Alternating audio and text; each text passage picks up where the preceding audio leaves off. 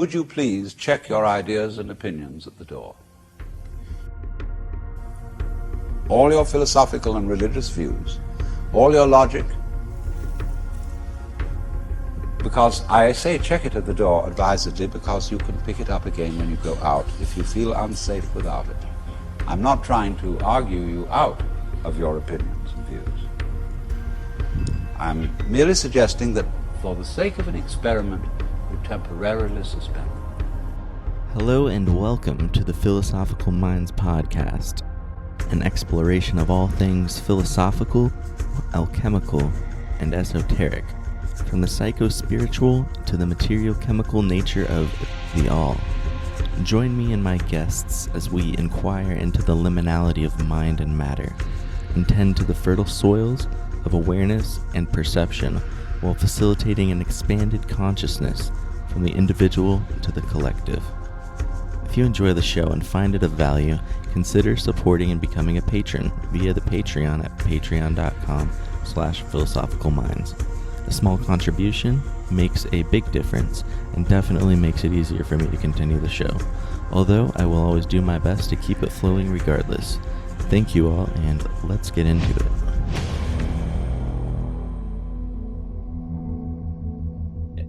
All right, I'm very excited to have this guest today.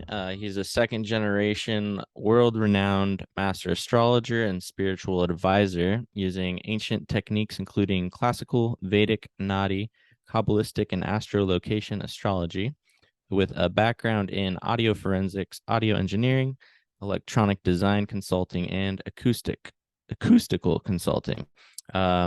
Has worked with a diversity of individuals, some of which include the great George Carlin and Mother Teresa of Calcutta. Jeff Harman, welcome on. Is there anything else that you'd like to add about yourself that you want the listeners to be aware of before we dive in? No, I guess we're good. We're good. Just that happy to be here. All right. All well, right. I've actually had a few electrical engineers on and inventors, and I saw on your website you've actually got a couple patents, and so this is kind of off the subject of astrology, but I'm curious. So you've created some kind of method and apparatus for processing and downloading sound messages into a permanent memory of a communication package. I was curious if you could maybe touch on that a little bit. That's a long story.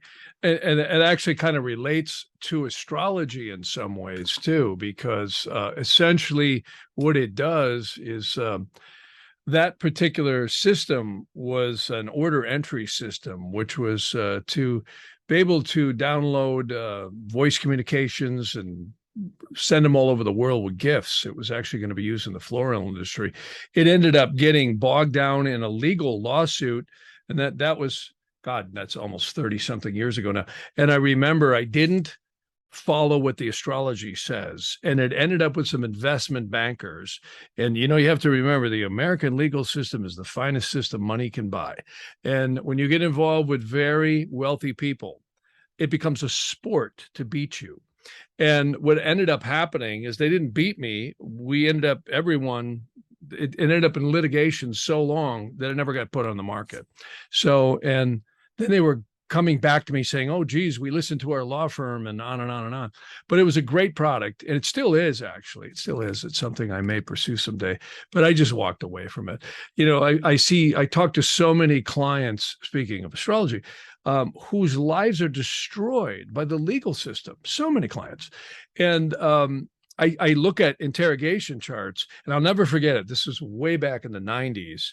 I remember I had a good time to sign this contract, and we got overrun with emotions into a much longer time than the astrology said it was good for. We ended up executing it, and I knew when I looked at the chart, I went, oh, no. I said, this is not going to go good. And it didn't.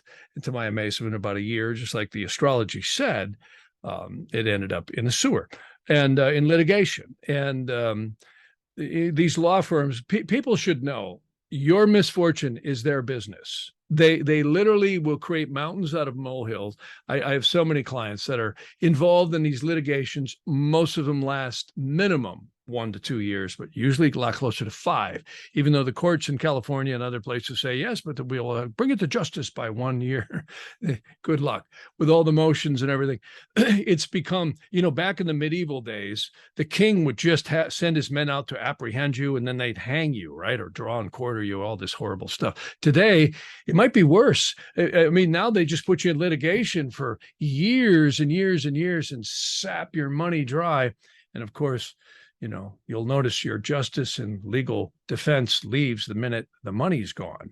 So yeah, it's an interesting thing, but that was a great product. And I really enjoyed, onto more positive things. I've really enjoyed working in so many diverse fields. I had a studio back in the 80s, and we did a lot of commercials and design work. I got to work with really interesting people in the entertainment business out here in California. I was coming out here working with many different studios and record companies. It was a lot of fun. And I actually ended up doing some forensics work, which I thought was a lot of fun. Forensics was audio forensics. I would go in and test whether or not a verbatim transcript, which in law, if you make a recording, of course, this is back in the 80s and the 90s in the analog era, right as digital was coming in, if you disrupt a recording in an interrogation or what have you, it has to be identified. So the very first forensics job that I worked on was a naval officer being accused of murder. He took his cab ride home from Great Lakes Naval Base, and the cab driver was found dead in a park with a knife stuck in his neck, bled to death. And of course, he had to do it, right? He was the last guy in the cab. So the prosecutor was hell-bent on election to put this guy in life plus 20. So I was called up having the studio, and the guy said, hey, can you do voice print analysis? I said, yes, I can. And he said, we want to prove if the tapes were going to be altered or were altered. And I said, yeah, we can definitely tell that by the bias. If everybody remembers the high bias, mid and low bias tapes that used to be on cassette tapes a long time ago. But anyhow, we were able to prove in front of the jury that these tapes were stopped, and that got that guy off from going to prison for life plus 20. He was going home to visit his mother, and I don't know if they ever did find out who did it, but we certainly proved that there was a lot of witness tampering, and the jury said they didn't believe he did it. So wow, that's pretty amazing. So, yeah, it was a lot of fun. God, that whole era. Now you're bringing all these memories back. I used to go into federal prisons, it's heavy. Talk about elementals. I know one of the subjects you want to get into here is spiritual forces and the hierarchies and angels and all that. And it's really interesting. They say we emit out of our third eye chakra elementals, and they actually permeate places. I think everybody on the planet can remember walking into a place where a fight had just happened or violence, and you can feel it. You can also feel it when you go into a sacred place. There's been a lot of prayer and sacred things. These energies are etheric.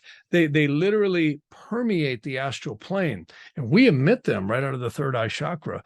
And that's why you can see a lot of what people are about. If they're, dishonest or they're evil people, you can see it in their eyes. So anyways, I would go into these prisons, and oh my God, the energy was so heavy from all the grief and the anger and some of the violence. And I had to voice print these people. I'd go in there with federal agents. It was heavy duty. So I'm glad I got out of that work, but it was fun. It was a lot of fun. That seems like it'd be fascinating, just an overall study in human psychology and behavior as well. That would be fascinating. Well, and you get an education in the legal system too. One trial I worked on, I'll never forget it. This federal agent gave me the evidence, and we had a voice print analysis. This man was taking children and trying to coax them into doing pornographic videos. And the state was prosecuting him. And I remember sitting in federal court, and I was waiting to go in and give my testimony that I really believed it was him on the body wires, because they had kids wearing body wires in order to bust him. And the judge threw it out of court because the search warrant wasn't properly filled out, and it was like some real minuscule persnickety little detail that wasn't filled out. And the guy walks, and I'll never forget the federal agent. I shouldn't say this on a radio show, but I will. He pulled a bullet out of his belt, and he looked at it, and he looked right at me. He said, "This is worth 25 cents." And he said, "That son of a gun just cost this state hundreds of thousands of dollars in, law enforcement, legal fees, etc. And now he's going to go back out and do it again." And it reminded me of the guy in the Blues Brothers. He said, "If it's the last thing I do, I'm going to get that guy." And he did. I guess he got him about a year later. I wasn't involved in that, but you get a look into just how the legal system works. Very, very interesting. Definitely. Yeah. Well, the finest system money can buy. Has anybody ever told you that you'd have a similar voice to George Carlin? Yeah, maybe. Yeah, I don't know. I always liked George. He was a good guy. I don't care what anybody says about him. Awesome. A lot of people say he was an atheist.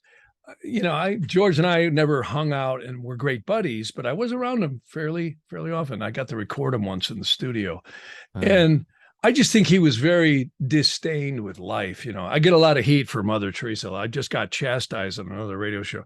Mother Teresa was a child trafficker. Well, whatever. I mean, my opinion was she wasn't, but I shouldn't say that. But whatever. And George, too, I don't think he was an atheist. I really think he was just disgusted with political irony and also the political fakeness of people. Absolutely. That's something what I was going to mention is, before we kind of got into the astrological subject matters, I always really enjoy listening to your thoughts on, what's going on in the large scale political realm, as you often allude that we kind of have this totalitarian and globalism versus the nationalist. And I would assume that the globalist intention would kind of fall in the line of like the sort of World Economic Forum type of Great Reset agenda that involves like the consolidation of centralized power that, kind of gets disseminated hierarchically to kind of be dictated to the masses. But then I wanted to ask you, kind of like with the nationalists, I want to get your assessment of nationalism, because even if we look at like the history of this nation, as great as it is, we can kind of look at the early expansion of land grabs that kind of occurred with like the Native Americans and what was once considered Mexico's land in the areas of California, Arizona, and Texas, and kind of moving outward. There's obviously so many examples of U.S. operations attempting to go into other nations and install democracies, and that kind of seems like imperialism, which is kind of basically like the precursor to globalism, in my opinion. So, but maybe I'm off on this, and I kind of just wanted to get your assessment and ask you to talk a little bit about these two competing factions and help me kind of understand things a little bit deeper. Like, what's the scoop as far as you're concerned? Well, I mean, I can give you my opinion, and I hopefully I'm right. I think it's more of a pervasive good and evil that's always been existent throughout humanity, and you always get people who really are truly good people. They want, and I really believe the founding fathers of this country were. You can't create a document. I encourage anyone to get a copy of the Constitution. I actually have one here and I've read it. And I don't think a sane person with an IQ above room temperature could read the United States Constitution and not actually say, wow, these guys really were for the betterment of the human spirit. And, I defy anyone to see that they can't see that in there, because, I mean, what's wrong with anyone of any race, any creed, any gender, any religious denomination having freedom to express their, own views and opinions, even if you don't agree with them, and have freedom and not be a slave, not be, ridiculed against for whatever you believe to be you're right, as long as you're not hurting other people, and not, taking other people, and making them, subservient to your desires. So it's a very hard thing to do when you think about the Constitution's goals and its premises. It's very, very hard to do. And, I think, I have to say, I've actually had a lot of fun researching, not that I'm a historian or anything like that, but I really enjoy, and I think anyone can do this today on the internet. I mean, think about the internet. I mean, it would be the envy of any culture to have what we have right now on the internet. You can basically type in anything and get an answer. I don't care if it's from fixing your truck or how to do something, or also, information and historical. Now, I'm not saying it's all right. Yes, it could be manipulated and all that. But in general, you get a lot of wonderful information. And George Washington was actually a very interesting individual. I've been talking a lot about him on podcasts lately. In fact, I just did one earlier today. And what's fascinating about that man, he, and I know there's a lot of rumors and conspiracy theories about everyone. I'll hear the same. I'll get another 100 comments that, oh my God, you mentioned Mother Teresa. Whatever, folks. I mean, everybody has their opinions, but I think George Carlin and Mother Teresa were a lot alike by the polarities that they had. That's the only reason I mentioned those two. But back to George Washington. George Washington was fighting for the British in the mid 1700s, or the early to mid 1700s. He was very young, I think 22 years old in 1762, when he was fighting for the British against the French and the Indians in the United States before the United States was ever formed. And there was all kinds of mystical lore that he was shot at, and bullet holes were in his coat, and they went through, and he never had a bullet hole in him. In fact, they shot 2 horses out from underneath him. Furthermore, all the officers that were around him were killed except 1 or 2. And actually, one of the Indians came up and said, "We saw the great spirit of a warrior over you, or you have a great spirit over you, and we know that you're going to lead humanity to a great nation someday." So, to what you were asking about before, yeah, there's probably been a lot of injustices, especially against American Indians. I had a brother who was Cherokee. In fact, he just passed away. We adopted him when he was very young, him and his sister. And I really liked that. He just passed away, 60 years old. And anyways, there was a lot of injustices against a lot of cultural people throughout the world. And, only one has to go watch a movie like Spartacus to see that slavery has been instituted on a lot of cultures, white, black, brown, you name it. And it's wrong. It's completely wrong. And what I love about the founding of this country is I think they drafted as good as could be drafted. And this is 250 something years ago when it started, or about 250-ish. We're 246 years old now. And that document, even though the attorneys have been very, very busy short-circuiting with Patriot Acts and all kinds of things and other ways in Washington. But in fact, today is the day I think it's 1792 that George Washington actually laid the cornerstone of the White House, not the Capitol, the White House, October 13th. Wow. I think it was 1791 or 92. It's in the history books. It was on the news today.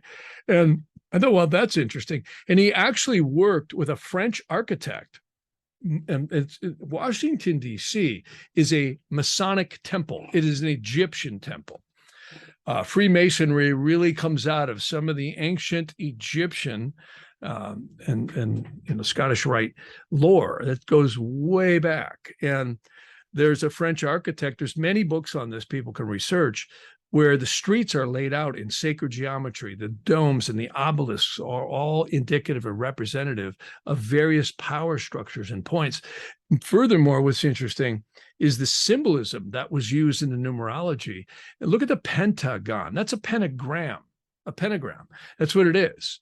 And, so there's a lot of occult history to this nation. And as we go back into the medieval times, there's a lot of occult information. And I know a lot of secret societies do get infiltrated. Almost everyone. I think even the religions get infiltrated with demonic forces.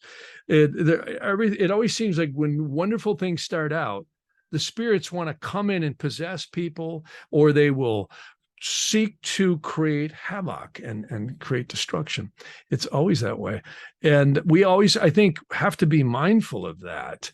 And, but I my personal opinion is, I could be wrong, I wasn't there, but I really think the result is, and that is the Constitution, that there was some really wonderful, I think, structures put in place that cause people freedom. That's why everybody wants to come here.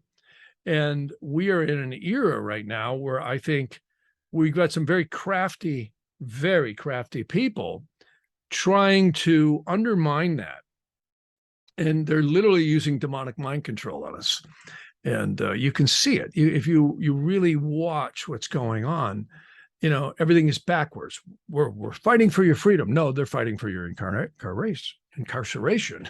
So it's a very fascinating thing, and it's almost outright demonic. It really is when you look at some of the tactics that are going on in the world right now. It really truly is. But I mean, we could look at every culture. There's been injustices, I think, left and right.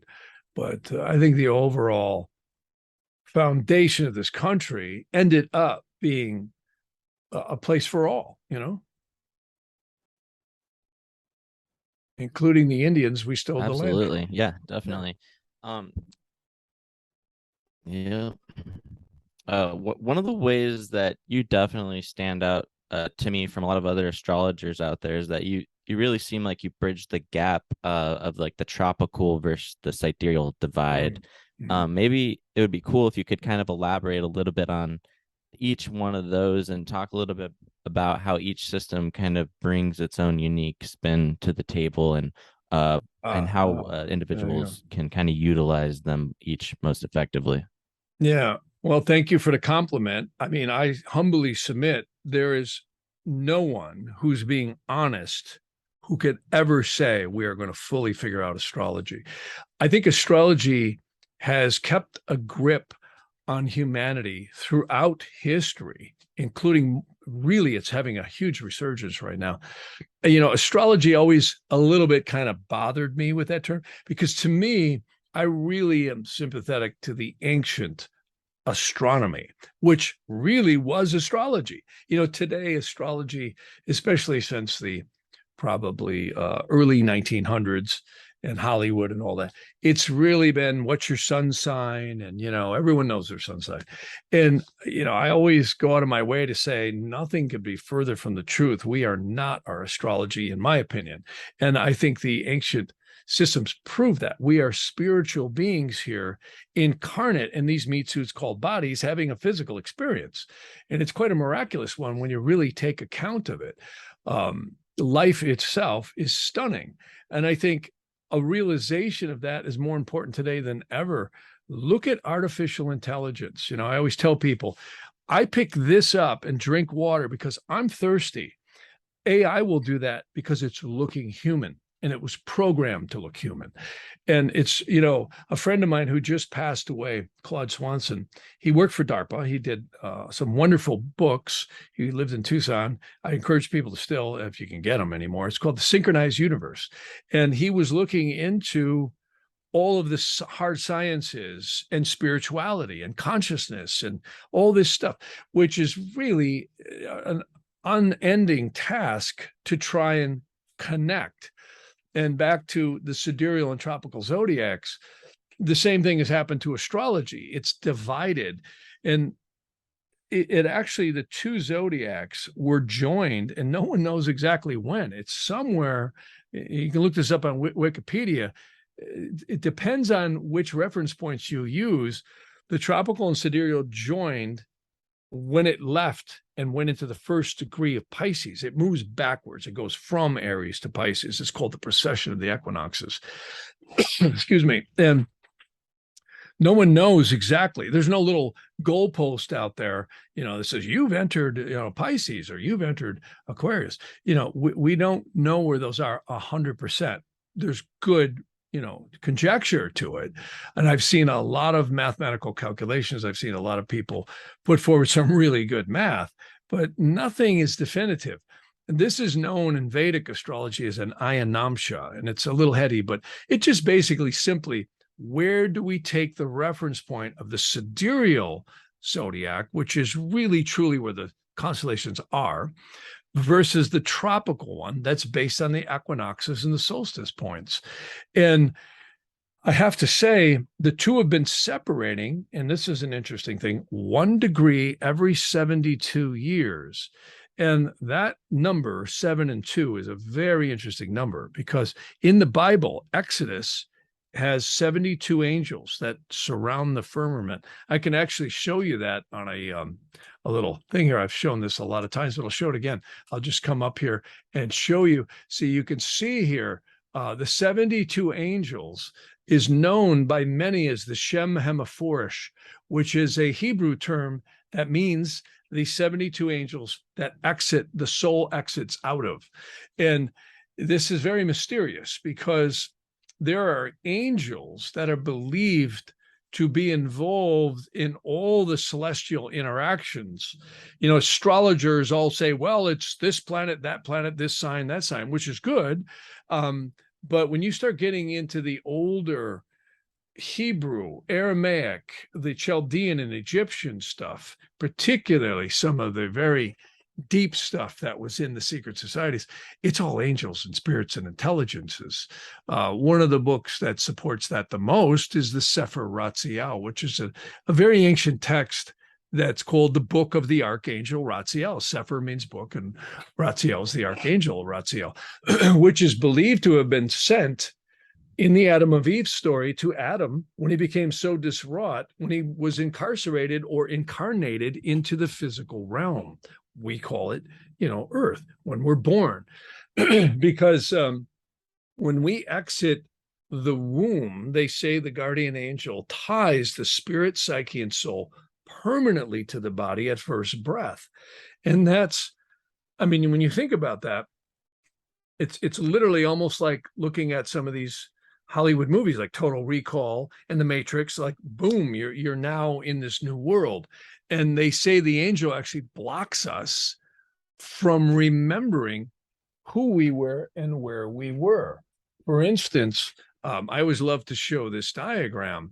In modern psychiatry and psychology, they have a model where they say we have a conscious mind and a subconscious mind. Well, this big, thick dashed line could be the demarcation between that.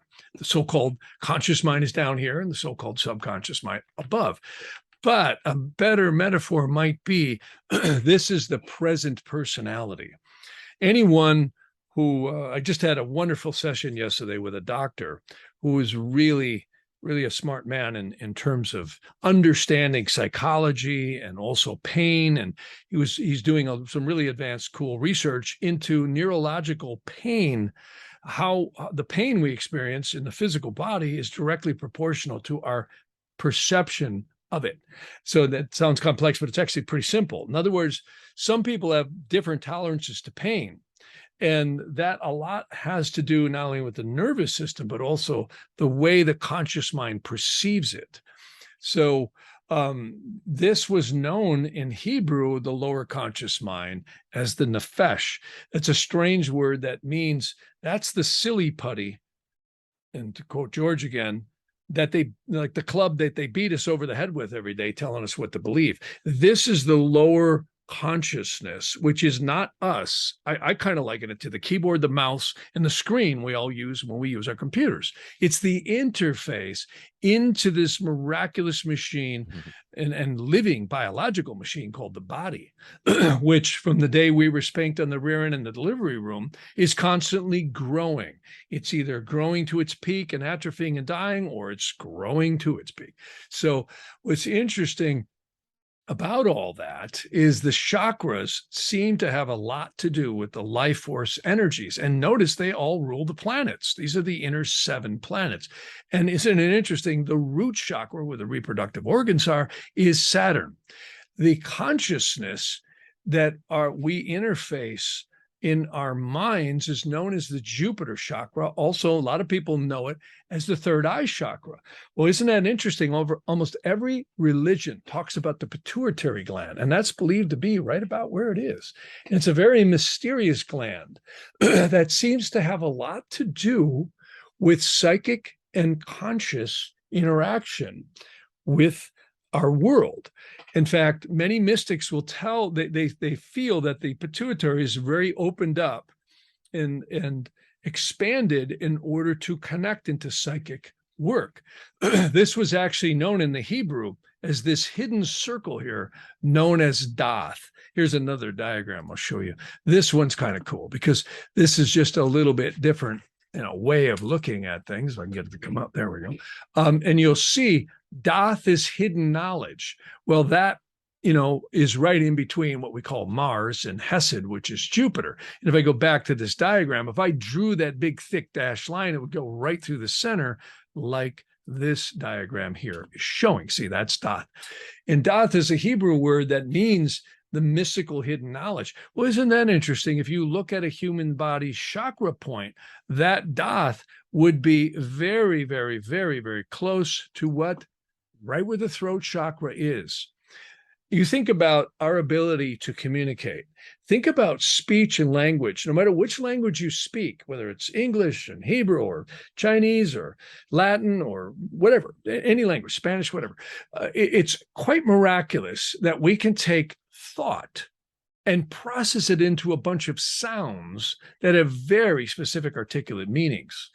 And that is right where the Venus chakra is, but it's also where that hidden Dath chakra is on the tree of life. Here's another one that might depict that a little bit clearer. See, right there. So it's a little confusing because some of the chakras and the tree of life drawings kind of intersect and overlap. They're not the same. Like people say, well, wait a minute, you said the Jupiter chakra was here. Well, in this diagram, it's over here and Mars is here. Well, this comes from the doxology that the church tacked on to the Lord's Prayer way back, probably in the 1st to 3rd centuries, when many people recognize this: thine is the kingdom, the power, and the glory forever and ever. Amen. And it was then changed later by the bearded men murdering each other for the first few hundred years to thine is the kingdom, the Father, the Son, and the Holy Ghost. So interestingly enough, the Hebrew was a te, which is thine is, malkut, which is the kingdom, the earth, and vegebura, which is the severity or pillar of strength, and vegedula, which is the glory, and then la olam is just simply amen.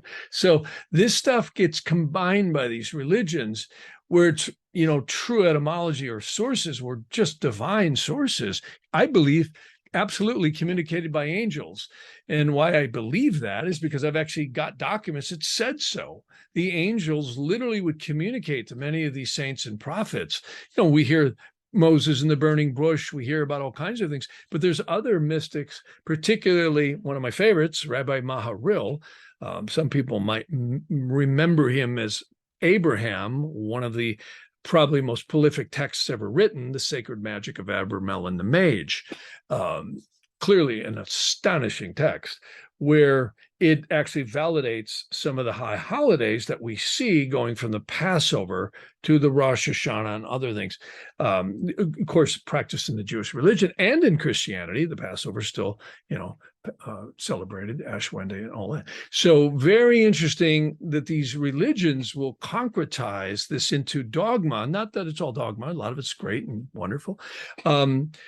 That was really founded in ancient sacred truths communicated by angels. And then, it gets solidified into this, this is what you have to do, without really fully understanding its true, heritage. And it's really truly the earth is the soul cauldron. It truly is. That diagram I always like to show, which is this guy right here, shows the earth seems to be a place where karmic energy gets dissipated out into the physical plane. There's something about being in a body and all this happiness and sadness and drama and every point in between that we all experience seems to be a very necessary thing for the soul's journey. And I think it goes far beyond what any of us will ever know. And astrologers need to remember, astrology is the matrix of time in which that soul's journeys happens. It's not us. To run around and say, well, I'm a Pisces or I'm an Aries. That's love, light, and cluelessness. We're not our astrology. I think the angel tied us in so that our astrology would be the celestial mechanics that played out through the progressions of the transits and the doshas and all the stuff we get, which is certainly very fascinating and accurate, in this sojourn of life. And many of the ancient wisdom was to get out of your astrology, to escape from Alcatraz and get the hell out of this influence. You see, both good and ill. They actually say because the soul is senior to anything astrological. And, we hear certain religions, particularly Judaism, well, Israel's above astrology. Well, we all are. Clearly, we're all Israel, and we are above astrology. The problem is we're down in the lower sewer of consciousness. Not that it's necessarily a sewer, but we make it so. A lot of, I think, humans make it that way of what they do to each other and the world and creation. There's an old story. I guess the angels said to God once, what the hell do you love these humans for? They kill each other. They don't believe angels or we even exist in creation. They don't believe any of the nature spirits even exist. The earth, air, fire, and water spirits, the sylphs are, of course, and fairies are of the air, and the undines are of the water, and the, again, salamanders of kinetics and fire, and the gnomes are of solids and earthy things. And people laugh at this in physics. I know I used to teach a physics class, and there's nothing in the physics books about this, but yet try and there's an old joke that I always loved when I heard it. An old friend of mine, Arch Crawford, mentioned this once, an astrologer. He said, the scientists said, we can create life. All we need is some clay. And God said, get your own damn clay. So we don't even understand that the exceedingly complex, stuff that we walk upon every day is just energy. It's exceedingly complex divine energy that we're all getting the enjoyment of. There's no trucks, there's no trains, there's no planes or boats pulling into Earth, dropping off materials. It's pretty self-sustained, and it's pretty miraculous. George, to quote George again, he said, everyone's worried about the world ending and climate change. I'd be more worried about us, because the earth is like a big dog and we're the fleas, and they'll just shake us right off. Creation doesn't need humanity. Humanity needs creation, and we're damn lucky to have it. We're all here for a short time. It ain't long. When you take the average span of a human life, even if you live to be productively in your 80s, 90s, or 100, in terms of time, it's literally just like the ancient sacred texts say, it's like a blade of grass we're cut down, we wither away, and all of us will, and nobody's going to escape age. I don't care what you take. You can prolong it a bit, but you're not going to escape from the forces of creation. Very interesting, but the soul does. See, that's the thing. The soul is immune. Definitely. The soul is the psyche and the spirit. It's indestructible. And I think the religions have done a poor job at elucidating that fact. You're all sinners and you're all going to hell. Just doesn't really cut it. So,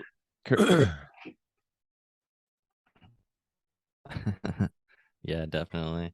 And then, so I wanted to ask you, so correct me if I'm wrong, but the Nadi astrology, it kind of posits that the ecliptical angles of the sun, the moon, and the earth, where the eclipses happen, are directly linked to demonic or destructive forces.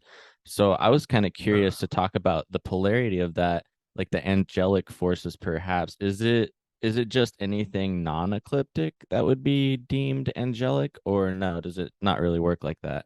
Kind of curious about. Yeah, I would say, my perception at this point is that, really I think it's all divine. I really do. Even the demonics themselves were originally created divine. And, it's fascinating that there seems to be a lot of accuracy. Every culture on this planet has some story about some war in heaven, and these guys got cast down. In the Hindu and the ancient Dravidian and Tamil, and even the American Indians have wonderful stuff on this, where they just called it different things. We call them angels. In the West, they're referred to as Lucifer, Satan, Belial, and Leviathan. But if you go into the Vedantic stuff, which is profound, things like the stories in the Mahabharata and the Vedic astrology and the Vedic texts. See, Vedic astrology got its name. In fact, Chakrapani, I don't know if anybody remembers him, but he was a good friend. I liked him. Him and Howard Beckman and I would go out to dinner in Santa Monica, and we'd have wonderful talks. And I think Chakrapani was the man who actually might have coined the phrase Vedic astrology. Vedic astrology, he actually said it. I heard him say it. He said, I didn't think Americans would ever understand jyotisha because it's too abstract. He said, so we call it Vedic astrology because it comes from the Vedic literature, which is, quote unquote, the Vedas. Here, I'll show them to you. There's many translations of the Vedas, but one of them is this one right here. This is certainly a good text. You can get them in many different translations, but you can see the Vedas is a collection of texts, the Samhitas, the Raja, the Rig, and there's the Artha Vedas. There's also the Upanishads, which are not included in this particular work, the Mahabharata. There's all kinds of and the Puranas. Oh my God, it goes on and on. I mean, your eyeballs will cross trying to figure all this stuff out. And there's some wonderful texts that actually compare the biblical story in the Garden of Eden and the fall of the spirits and the angels for tempting humanity. And God punished them and pushed them down, not only into the bottom of the earth, but it might be a lot deeper than that one. It could literally be right at the molecular level of creation. And my opinion is it is.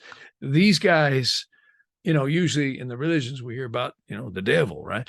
But it's just a little bit more complex than that one. These four, particularly Belial, seems to be exceedingly involved in magic and enticing people to do magic. Exceedingly dangerous stuff. I know a lot of folks out there like that stuff. And I'm not here to tell anybody what to do because, but playing around with grimoires, and this may look like an old medieval text, and it is, but I can tell you there's a lot of folks playing with this stuff today. And we hear the child trafficking, we hear the sacrificial stuff and the hideous stuff and cannibalism. And you just go, geez, how could this possibly even be, on the radar screen in the modern world? I mean, who would even think of even engaging in something like that?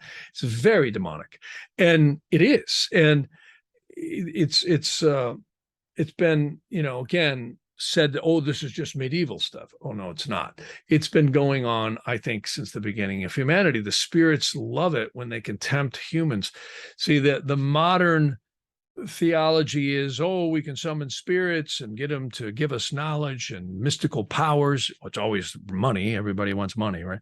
And this stuff sounds like it doesn't happen. Well, I can tell you it does. I know people who've come to me who've been in some really crazy, weird situations. There are certain people. It seems to change throughout history that the whole dynamics of this magical techniques don't seem to stay the same way. They keep altering it. The spirits do. It's all the highway to hell, in my opinion. Very, very dangerous stuff. I mean, I would tell anybody getting around this stuff, run, don't walk, run. The minute they get your address, they can come into your auric field. There is a divine protection upon the soul against these things. So these guys are actually incarcerated, and that's why they're pissed off and hate the human race so much, right down to molecular level. Look at atoms, positive and negative, protons, electrons, day and night. It's all built in. So when you mentioned about the Nadi astrology, I think this is so much bigger than just astrology. This is the entire potential, at least this universe or segment of it. It's way beyond my comprehension. And, I might add here, folks, I'm not God. I don't know everything, and I don't pretend to know everything. I'm blessed that I've been exposed to a few things, but this stuff is way beyond my or anyone's human comprehension. What's fascinating is the documents that support it. And what's really, I think, quite compelling is these guys are held in abeyance by the upper angels. They actually say if the upper divine angels beneath God, the seraphims, cherubims, and the throne, ever quit permutating God's name, which is the mathematics, it's all numerology of the creational energies, which are far beyond, I think, what anyone's going to comprehend, certainly what I comprehend, that the entire Yetziratic, and I do say universes, not universe, universe is plural, would go up in smoke in less than a nanosecond. Everything we see is energy, everything. And, in physics, look at it. The only difference between the dust on your computer screen and the hair on your head is the molecular makeup of it. It's all exceedingly complex combinations of very, very complex energies, and that's only what we know.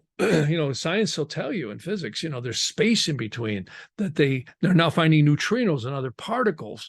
This is why they're splitting atoms and playing around with the CERN and all that, trying to figure all this stuff out, as well as maybe also trying to do other things, but we won't get into that.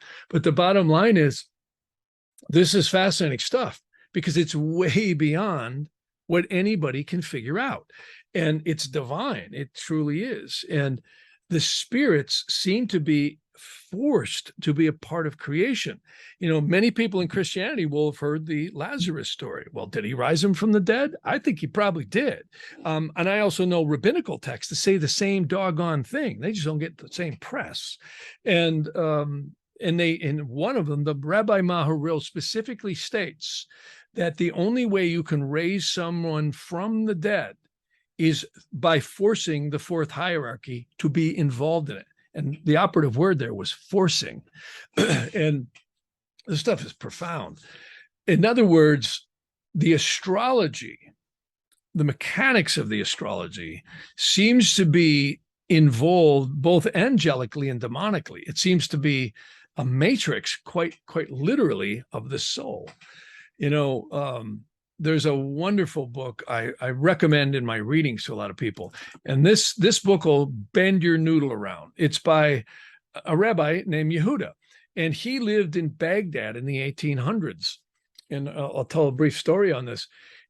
The first portion of the book is very biblical. He's quoting scripture, and it's a bit, again, obscure to fully comprehend, but it's really good, especially when you comprehend even a portion of it. Then chapter 88 in this book is literally 200 pages of him releasing souls in what he calls the pouch of the slingshot. And I love that term because that, folks, is the astral planes. When all of us exit this body known as death, there is believed to be 49 dimensions and 49 subdimensions in the astral planes between the earth and the heavens. Isn't that interesting? This is deep stuff. This is the area of ghosts and spirits and elementals and disincarnate souls. One of my favorite books to recommend is The Magus of Strovolos. He talks a lot about this. Elegant book. Many people know him as Daskalos. I really encourage you to read that book before you die. The Magus of Strovolos. Get that book. Amazing book. Here, I'll show it to you. Just so people can see it, because we are recording here. The Magus of Strovolos is which one? I'll just see if I don't know if I have it in here. I guess, yep, there it is. I mentioned it right there. The Magus of Strovolos by Kyriakos Markides. It's and also that book and Esoteric Practices and Esoteric Teachings. Those are two books. I didn't write it here, but excellent book. Really, really recommend that book. If anyone doesn't believe in reincarnation, that one may move you in a different direction. Let's put it that way. Anyways, back to what I was just saying. Sorry, I opened up another button here. I'm running a Mac on a PC, and I got to watch which button I push. But back to what I was talking about here. In Yehuda's book, he would do something known, and it's well known in the ancient Hebrew, called unifications and purifications. What is that? Well, that is certain prayers to release a soul from the bondage of incarnation. Pretty heavy duty stuff. Now, if our religions were really interested in helping someone rather than molesting the altar boys, you might find that they would keep this information for the rest of humanity, right? It's kind of why we all go to religions, is to get some enlightenment. And yet we get scolded, and then we got to pay for it. So, and I'm not saying there isn't wonderful sermons, and I've met many rabbis and priests and, various different people that are wonderful, and they are really well intended. And I'm not saying anything bad about them, because truly I've met some absolute pillars of consciousness in certain religions. But for the most part, the people controlling the religions at the top, the ones doling out the dogma, are not making this available to the people in the synagogues and the churches to the degree that they could. That's all I'm saying. So, particularly in certain sects of religions. So some are very good though. But anyways, long story short, and not to get too far off the track here, Yehuda, and I have some of these. They're called unifications and purifications. There are certain fasting techniques and certain chants and prayers and permutations that contain codes and numerology to release the soul of certain bondages. Very deep, deep, deep stuff. Can't make this stuff up. It certainly wasn't my genius. I can tell you that's breathtaking when you study it. And I have several books on this, and actually a lot of books on this. So, well, the interesting thing is, I'll tell you a quick story that is quite profound. Yehuda had the ability to see souls. He literally could look into what a lot of people call the Akashic records. So this man was entrapped in a woman. He was possessing a woman. Now, today we know that as a disincarnate soul or ghost possessing someone, right? Very real. A lot of psychiatrists I've worked with and other people like Daskalos, the magazine, they'll tell you this stuff's real. I know I've actually helped dislodge people. It's complex. I've had people in me that I've dislodged. And most of us will encounter that at some point throughout our journey of life. Very fascinating and deep stuff. The human aura might be like a sieve, and drugs and alcohol have a big effect of lowering that, warding off of those powers that are naturally given to us. Anyways, Yehuda finds this soul possessing this woman. He reads his soul's journey and says, "Oh my God, I see what's happened to you." And I'll tell you the story.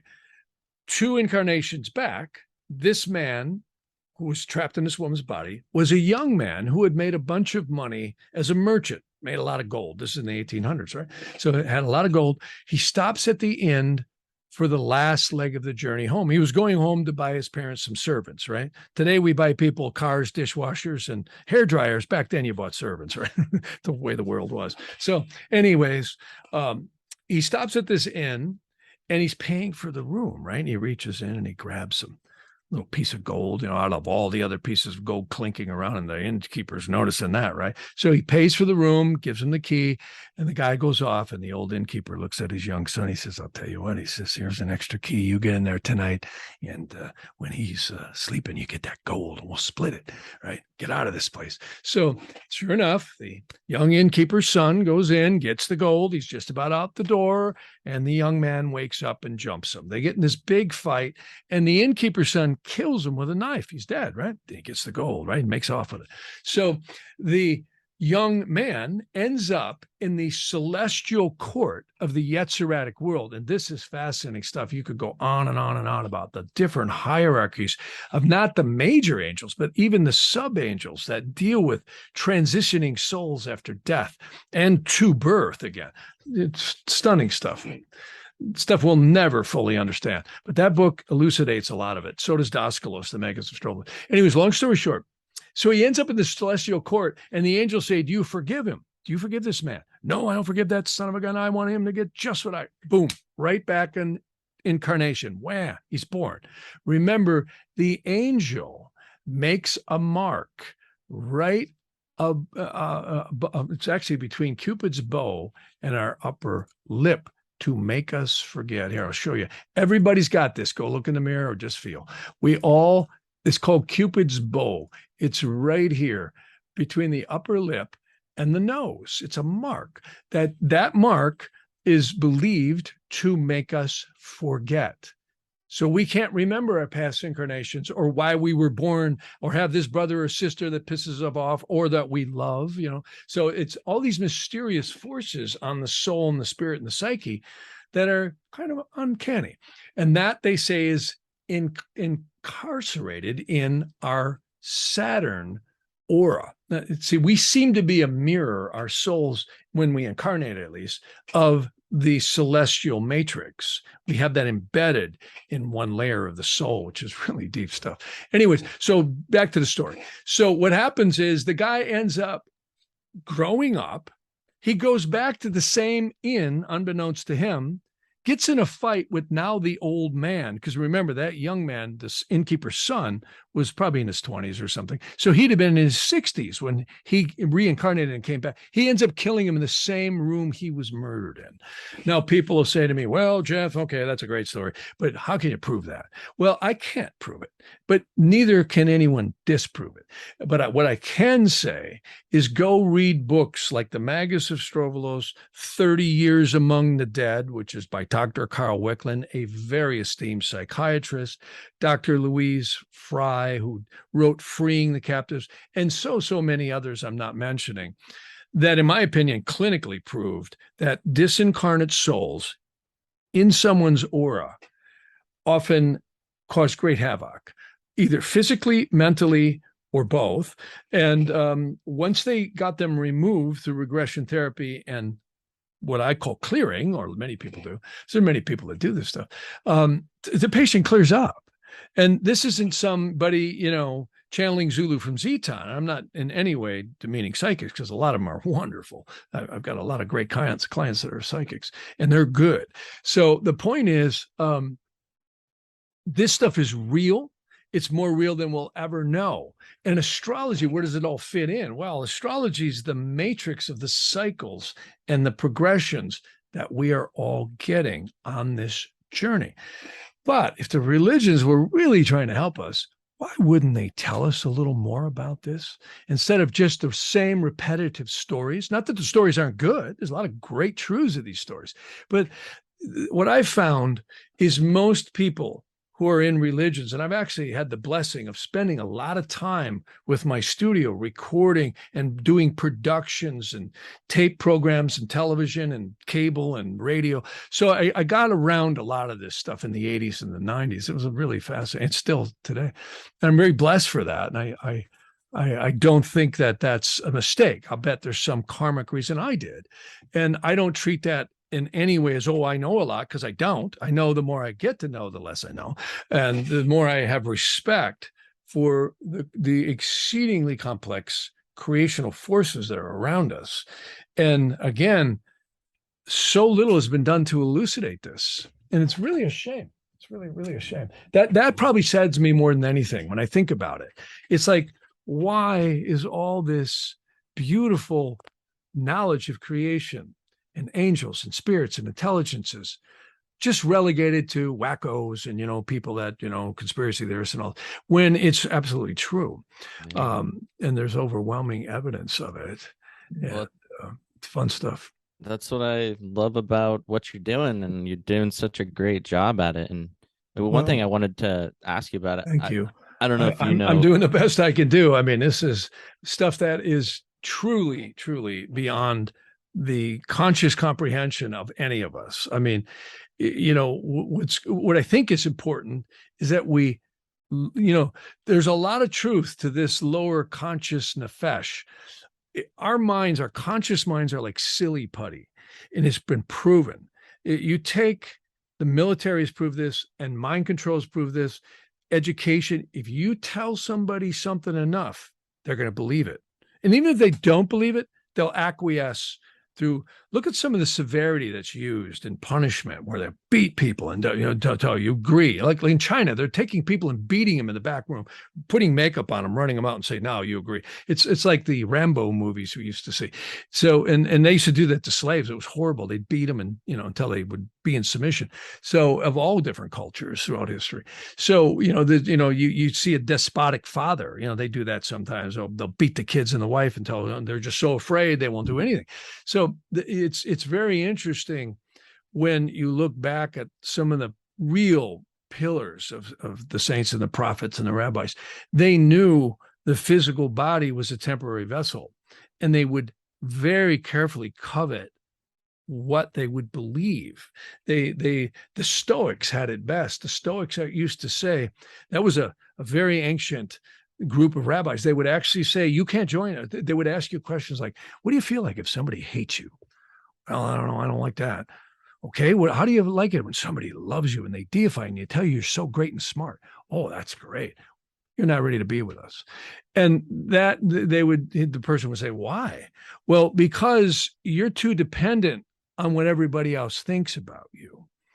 And we don't want people to be dependent on the world's opinion. We want to be more on a higher vibrational conscious where we're really, and every human being would get there. This was one of the golden secrets of going out in nature or going away from the white noise of everybody else's ego. The human spirit immediately starts to filter through. And very interesting stuff. And that's knowledge that, again, in today's modern world, I mean, what are we doing? Every one of us, we're doing this, right? Every day. We're always, and I do it too. I mean, I can tell you this stuff and I do the same damn thing. And it's convenient. I love iPhones. But AI and this whole digital world is a lot of danger, especially for young people, because we lose the vibration of true creation and the true sacred divine energies that are around us. I mean, just watch a hummingbird land on a branch. You find me a guy running a drone who can do that, like that kind of dexterity. Not going to happen. Now, granted, we've created some wonderful things and we will continue to do so, but life is pretty damn magical. It really is. Indeed, it is. Can I ask another question? Oh, God, yeah, please. So this is just something I had heard you mention, so I wanted to bring it up. I used to be sort of kind of sketched out, I guess that's the right word, how to say it, about Freemasonry. We all are. But then coming across some great lectures online by Manly P. Hall, it actually shifted my perspective a lot. He kind of expanded my knowledge into a lot of different things within the occult or natural law or the divine sciences and all that. Yeah. And I bring that up because did I hear correctly that you had actually met him in person? And if so, what was that like? Yeah. Oh, Manly was a cool guy. He was a cool guy. Big guy, man. Big guy. I mean, that dude was like a walking wall. Yeah, I met him in the 80s. I went over there. I really wanted to get a copy of The Secret Teachings of All Ages. And if anybody's not familiar, it's a wonderful book. You can get it online. There's different versions of it now. Mine is gigantic. In fact, I think I got it sitting back here somewhere. It's not worth much because it's all tattered up. But anyways, he gave it to me for $40.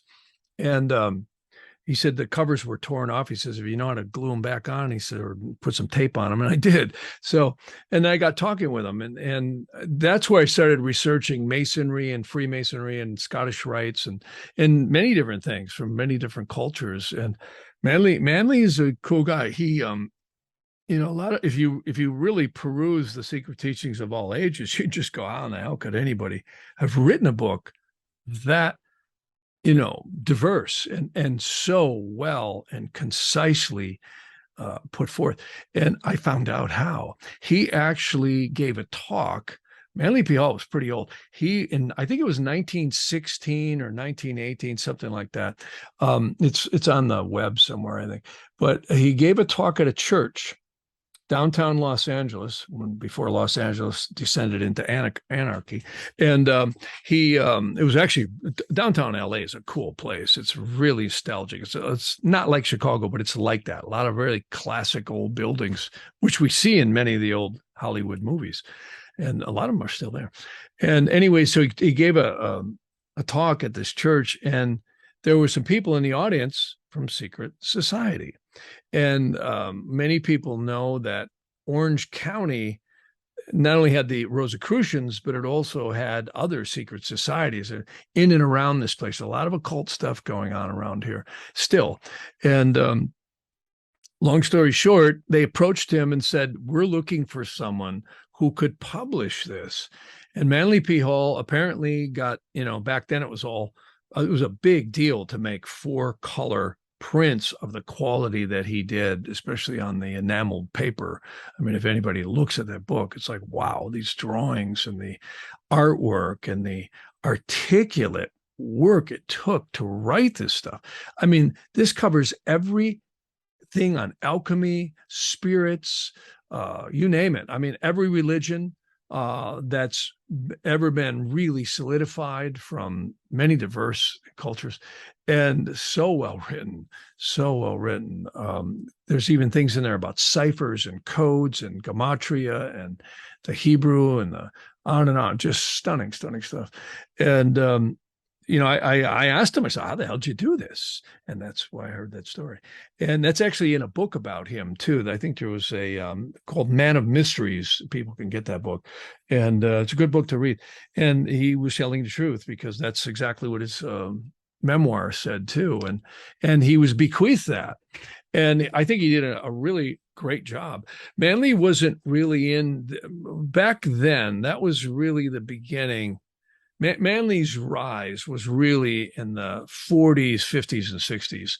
And by the 80s, he was getting pretty old.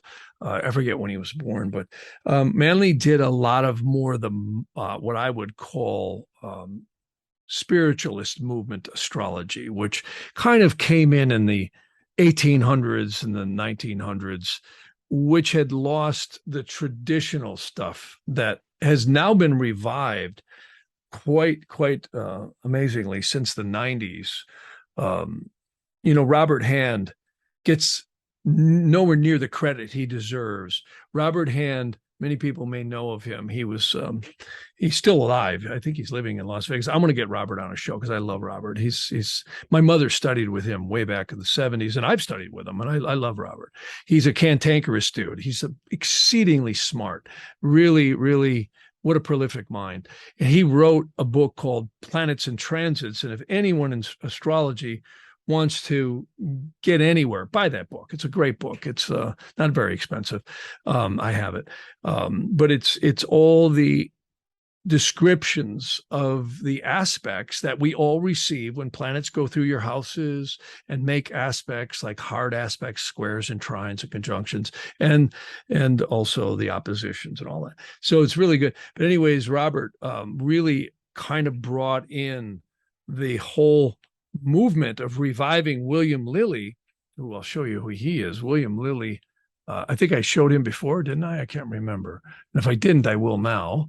William Lilly. I don't remember. Yeah. Yeah, I probably didn't bring him up, but I will now.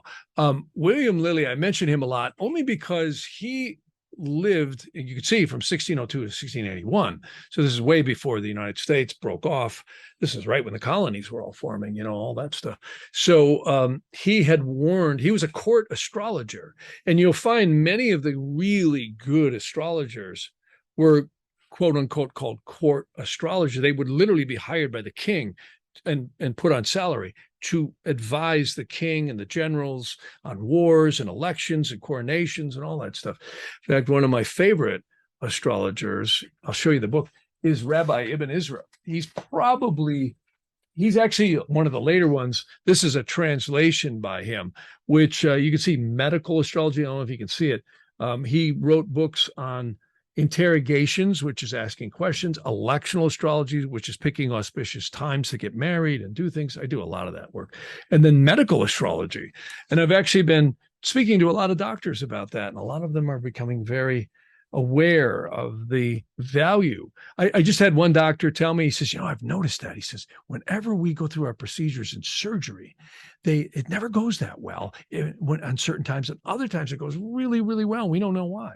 I said, it's the astrology. And we started comparing. He goes, oh my God, this is great. I want to study this stuff. He says, because my goal is to help patients. And I said, I do this all the time. I have so many people call me up, say, I'm going to get a facelift. I'm going to get my eyes worked on, or some cosmetic surgery to look better. Many different types out there these days. And I will actually say, don't tell your doctor, because most of them don't want to hear about astrology. They don't believe in it.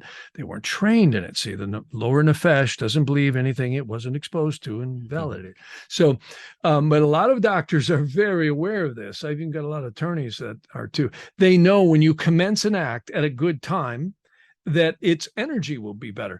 Benjamin Franklin was probably one of the most vocal of the founding fathers.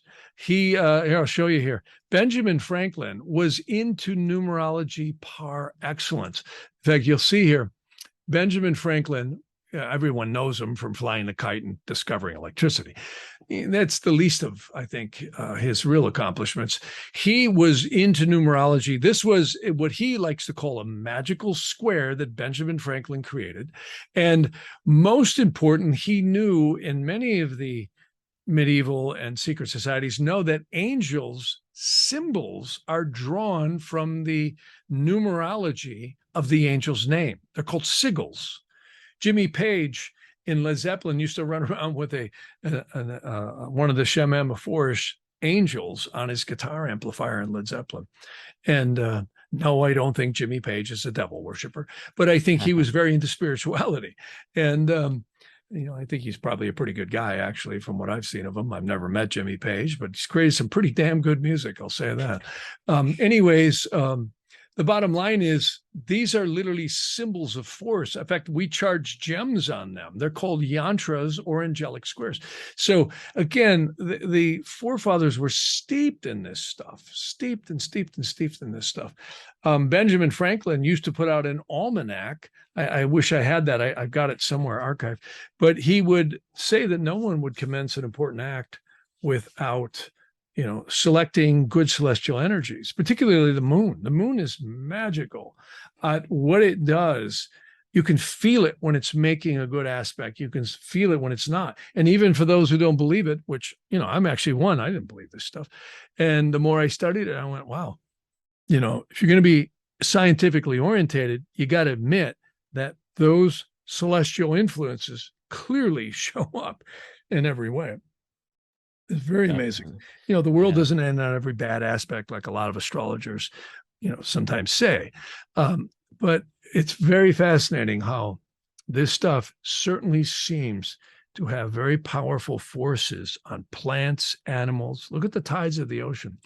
And I do a lot of electional astrology, and we found when doctors perform medical procedures at good astrological time, healing goes better. And this gets way deeper. William Lilly has a treatise in his book of medical astrology that is par excellence, where he dedicates a whole chapter. Here, I'll show you. Look at the size of this book.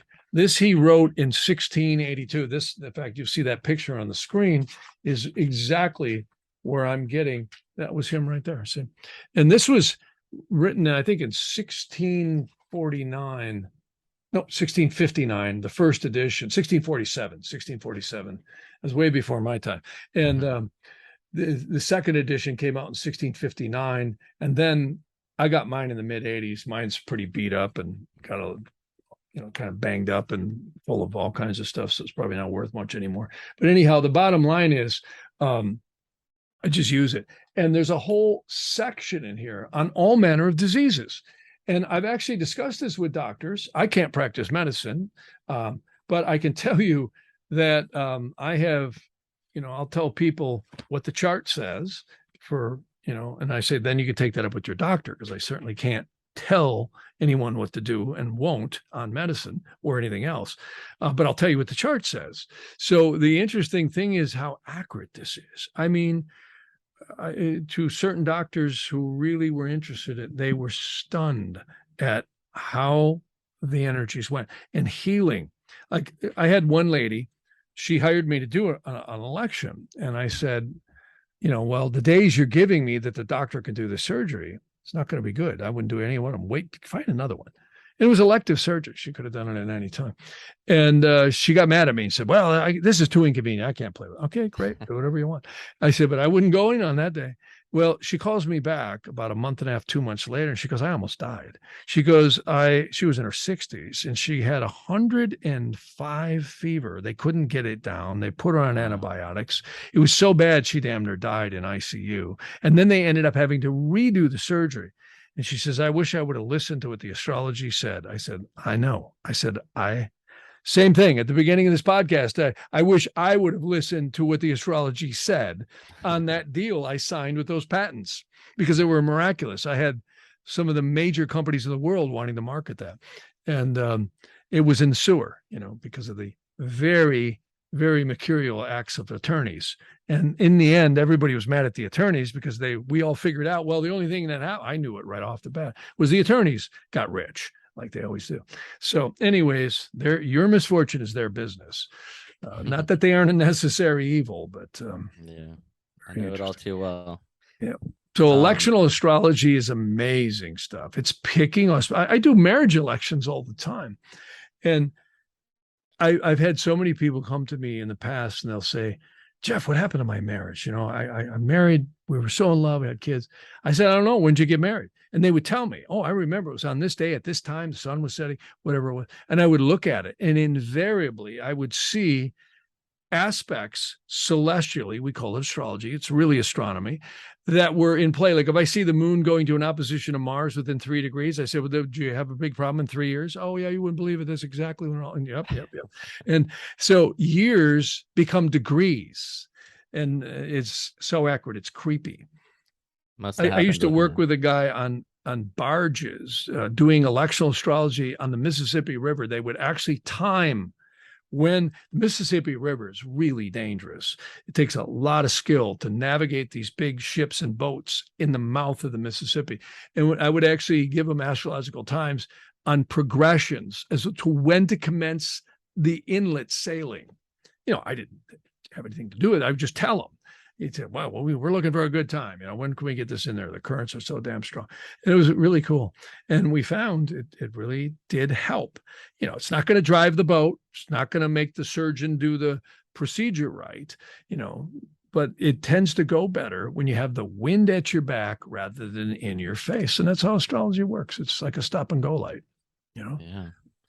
One thing I wanted to get your opinion. I think I'd actually listened to a Manly Hall attempting to determine the potential time window of the coming Aquarian age. And I think that he kind of like looked at the Piscean age and kind of made the connection between Constantine's consecration of Christendom to kind of like start that at the starting point or something. And then I think he wrote that in a book. I remember. I might have that book. Yeah. And so he projected forward, and I think he deemed the time like the year 2485 or something was his like estimation. I have no clue, but I was curious for you yourself, because I know that you don't really buy that we're entering into the Aquarian age. I was wondering if you follow. Does it seem like it? Take a look around. Does it really seem like the Aquarian age? I mean, we're listening to the news tell us there's potential nuclear war right now.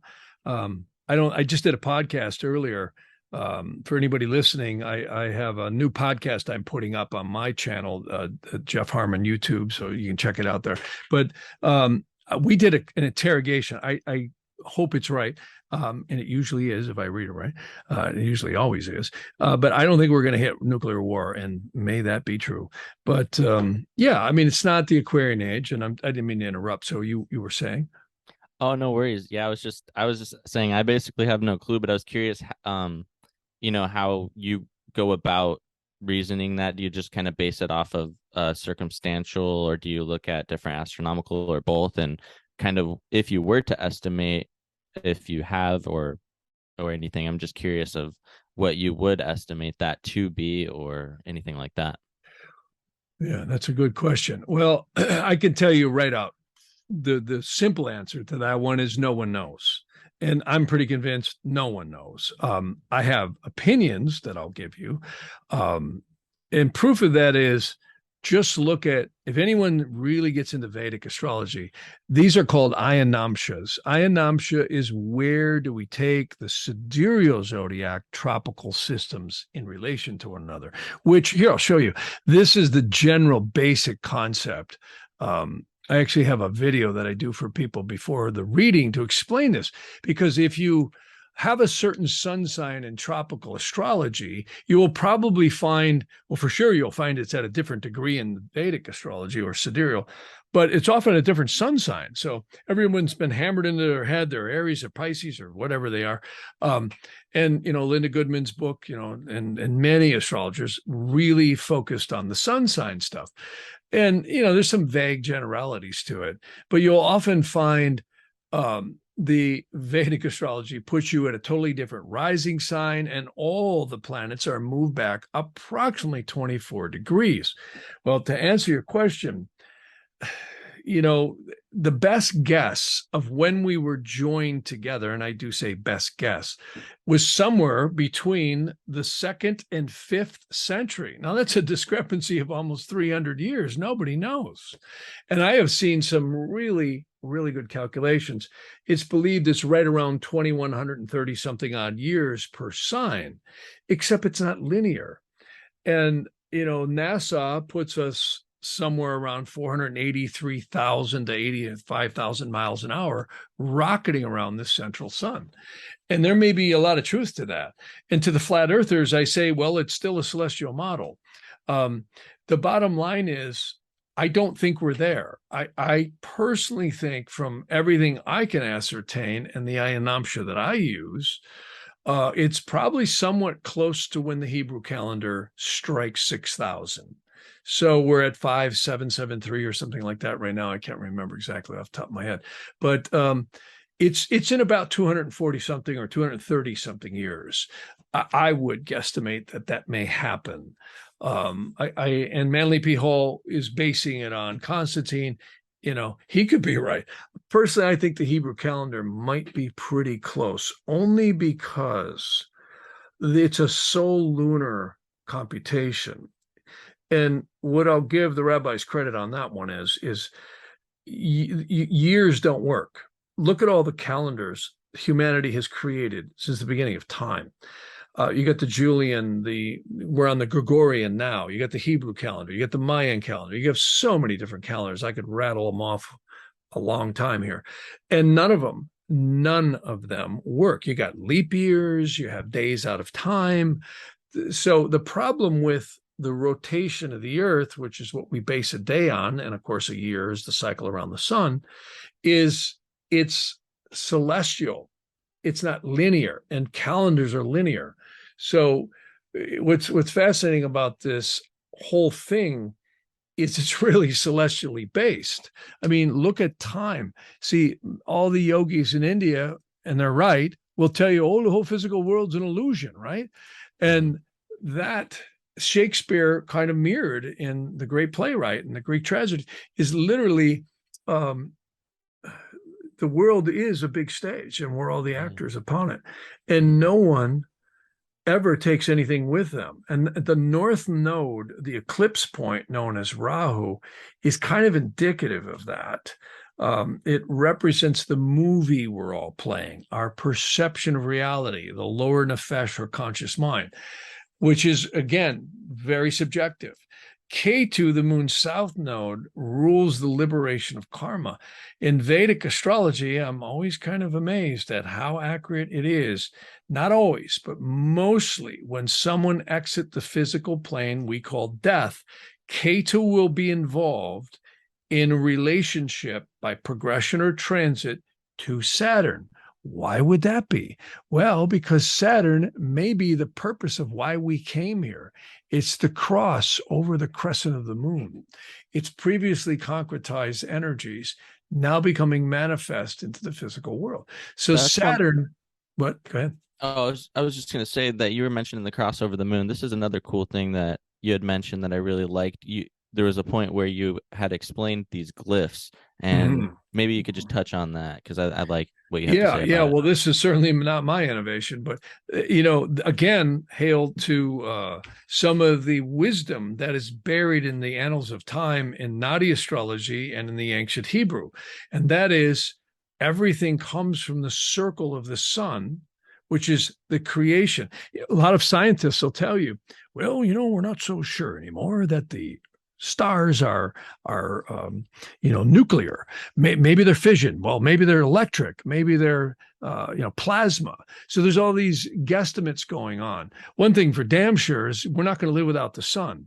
And to not to pop the bubble of the climate change alarmists, I really think what's going on right now with the weather and the climate erratic stuff is the sun. The sun, this has happened before. The solar cycles, the grand solar minimum people might have it right on. And I think this is, in fact, speaking of the colonists, there's this same kind of erratic, crazy weather patterns were happening, very similar, not exact, but very close, back in the 1600s, 1500s, 1700s. It was a kind of ending in the 1700s. All the cold and the extreme heat and very, very erratic weather patterns. And of course, the records weren't kept like they are now, but there's enough records to substantiate that that's probably true. So the sun is the giver of life. Everything on this planet starts out as a beginning, and it starts out, as an embryo or a seed, and it grows, it matures and atrophies, and it dies. Nothing will escape that cycle, at least in this dimension. So what's in the physical world, anyhow. So what's fascinating is that's also mirrored by farmer puts seed in the womb of the earth. Dad puts seed in mom's womb, right? And of course, that crescent of the moon nurtures. It's the blender, if you will, of creation. It's the alchemical mixer almost to all the other modulated celestial energies, because it's closest to earth. And when we exit the womb, spirit becomes manifest. When a plant's seed, you can put seeds on the shelf for as long as you want, and then add water and soil, and they start growing. It's magical. See, just like when that seed meets the right conditions, child is conceived. Happens in animals too, and fish and everything else. So then spirit becomes manifest on the physical plane. And that's really the tenets of Nadi astrology, and they're right. So all of the rest of the glyphs of the planets come from the seed of creation, the crucible, and spiritual manifestation. You can see it. It's plain as day when you look at them. Saturn is the cross over the crescent of the moon. It's previously concretized things. That proves reincarnation right there, grounding out through the crescent of the moon. Jupiter is God's glory. It is the crescent of the moon over the cross. It's a spiritual life force and blessings upon the soul. Venus is the sun over the cross. Opulence, pleasures, art, creativity. Mars is the force. Here, you want to see something cool? Look at on the tree of life, the correspondences, if I can find a doggone thing. Where is it? It's over on this one. Okay. What do you notice about every tough guy? The generals, anyone who has masculine bravado, aren't they puffing on a cigar? Right. Mm-hmm. It's just like the Godfather, right? Yeah. So look what rules Mars. Tobacco. It's a little hard to see on the resolution of this particular diagram. I got to redo it. Very masculine plant. Yeah. Look at pine, cypress, tobacco, gardenia. It's the color red. It's the musical key of F, and it's called Gevurah in Hebrew. And the God name is Elohim Gebor, which is God's power and force. And it's ruled by the archangel Camiel, right? So it really, stuff gets way down the rabbit hole. There are spirits, angels, and intelligences in every single planet. And that's why they're multidimensional portals. They're not just rocks out there with masses and gases and velocities and all this. They're portals. And it's very fascinating stuff. So anyways, back to the glyphs of the planets, you see how they're all the building blocks, literally, of the sun and the moon and the cross, which is the seed, the crucible, and spiritual manifestation. So, I mean, look at here. Mercury is the crescent of the moon over the sun, over the cross, represents logic and reason and intuition. And the moon rolls the lower emotional portions of the mind. And very interesting stuff. And notice the serpent is the one that snuck in the room when God was setting up this dimension and drank the immortal potion. It's kind of almost the metaphors of the fallen spirits. There's a lot of lore behind the nodes of the moon. They call them the head and the tail of the dragon. Well, why would they call it that? You see, eclipses are mysterious little animals. And the Chaldeans and the Babylonians and the Vedantics, they knew a lot about this stuff, a lot more than we know today. They knew they started at the north and the south poles, and they would serpentine around the globe up to sometimes 1,500 or 2,000 years. That series of eclipses would exist, and it would carry the energy that it was formed on. So in other words, when the eclipse first starts, that series, it carries that through for the next 1,000 to 1,500 years, whenever it is. Here's a good example. The one that we have coming up on this midterm election, it's called Saros. They call them Saros cycles. It's kind of a weird name the Chaldeans had for it. Other cultures had different ones. It's called Saros cycles 6 South. They would actually categorize them. This thing was actually, I'm looking up here in the book. It was formed on, I got to find it here. Yeah. it started in 1049, March 6th of 1049, and it ends in 2293. It's a long time. Do the math. That's 1,200 years almost. It's over 1,200 years. It's 1,250 something odd years. We're close to that. But I'm just eyeballing the math. So it started there. It's going to end at the South Pole. This actually began. No, I'm sorry. It started at the South Pole. It will end at the North. These are very mysterious things. And this eclipse that's happening on the midterm elections, which actually happens on October 25th, is very powerful. Its energy has a Pluto-Mars. It also has a Venus and Uranus node midpoint. So it's very, very pushy. It's very dominant. It's very grabbing of power. Many people have been saying all these things are going to happen with, the government and takeovers and this and that. And I'll tell you what, this one could make that happen. It's pretty pushy. And it also happens right when Mars is about ready to station and go retrograde. Moreover than that, here, let me show you guys. This is the Vedic astrology chart. You could see this is the inner box is what we call Nadi astrology of the United States. The outer box is the transits. What's going on right now in the sky? Let's roll the clock with a time tool forward. We're going to be watching the moon and the sun. The sun will bounce into the air trine here because today's October 13th. Watch. And this is all sidereal too, by the way, for anybody watching. So if I roll it up to October 25th, and then if we move the time forward to Washington, D.C., the District of Criminals now, used to be the District of Columbia, but now I've renamed it to the District of Criminals because it truly is, at least for right now. Hopefully that'll change soon, but it hasn't so far. And I think it's right around 6:49 a.m. And if I'm off and it's close enough, it'll show you what's going on. The bottom line is, let's go up here. 2:49. We just take it 2 minutes forward. You see what I'm doing? I'm just lining it up right here, October 25th. And you can, this is a little time tool. So it's a nice, convenient tool. Awesome. And you can see the sun and the moon align. What's that? A new moon. What's that? An eclipse. See, notice the horseshoes of Rahu and Ketu. So you can't get, all an eclipse is an occultation of the sun or the moon, right? And the new moon is always an occultation of the sun or the earth. The moon gets in between us and blocks it. So very interesting because it can only happen when the ecliptical path of the earth, that's a fancy term for its latitude and ecliptic of orbit around the sun, and the moon's ecliptical orbit line up. That's when we get the blockage. Otherwise, we don't get eclipses, right? Just see a new and a full moon.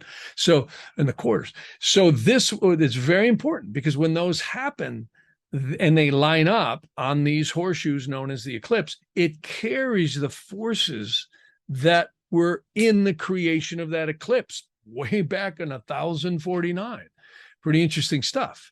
But it will end up different for everyone drawing breath, me and you included. The house it happens in, well, on the United States, it's happening on its air trine. And that's very significant. Why? Mars is also on the air trine, about ready to go retrograde for quite a while, up until January. What does that mean? Planets get very forceful when they're retrograde. They operate with a skewed energy. It's almost like God's way of saying, okay, now we're going to do what's just been established and reverse it and make things break down and change so that creation gets its evolution. Very interesting stuff. And it's astronomy. It's literally astronomy. Everyone knows the planets don't go backwards, but here's the thing, they actually do. Why? Because we don't live on the sun. We live here. So the different speeds of the orbital planets appear to get on the other side of the sun and go backwards. That's called heliocentric astrology. And we'd use geocentric astrology. So that's when it does, again, we live on the earth, not on the sun. So very powerful stuff. And I can tell you this one in the midterm elections is going to really stir up the pot. People are going to be pissed off. They're going to vote. They're going to get out there. I know a lot of folks are saying there won't be an election. I kind of get there will be. I really don't buy that, that kind of thing's going to happen. But I do think this is going to be a very, very strong taking of power. And there's going to be a lot of dicey stuff coming down. I mean, look at right now, they could arrest Trump, or they're going to certainly try to. They're certainly going to prosecute him. I can tell you that. That's my opinion. Whether or not they're going to put him in chains and haul him away, kicking and screaming, I don't think that's going to happen. But who knows? It tends to lean towards no. Biden has got some serious stuff coming in. That boy, I don't think he's long for this earth. Even the guys in the mask mimicking him. I think it's not going to be long that he's going to be in big trouble here coming up next year. See, Biden, I've actually got Biden's chart right here. This fence post. Anyways, this guy is a fence post. He's going to have in January, Saturn by transit is going to go over his K2. Here's another little riddle too on the United States. The United States, Saturn is about to go direct, folks. It's stationing and right now as we speak, and it goes direct right around the corner, right at the end of this month. So what's going to happen, if I put that time tool up, the forces on the United States are tremendous right now, not only from the naughty astrology, but from the Western stuff too. See, what's going to happen in January, you can see the dates right here. I'm just going forward in monthly increments. And this tool allows me to look. See, Saturn jumps over the top of the moon, which that's called sadhisate in Vedic astrology, which means the United States is going to go through some serious stuff here, stuff we've never seen before, unprecedented. And it also activates that eclipse point on the air trine. Moreover, we're going to have Jupiter this April jump into the fire trine. All this plain English, fire and air, you can't have fire without air. And see, that was one of the golden secrets. All the fire and air trines rule the sun, God's creation, destiny and fate. The earth and water trines rule the moon.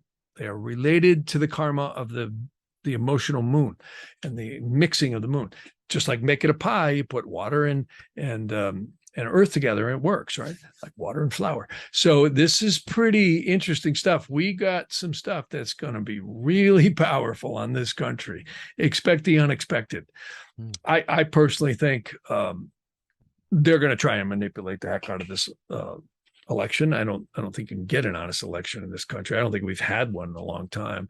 There's ones that where the vote is overwhelming enough where they can't cheat too much. But I mean, it's so electronically manipulatable.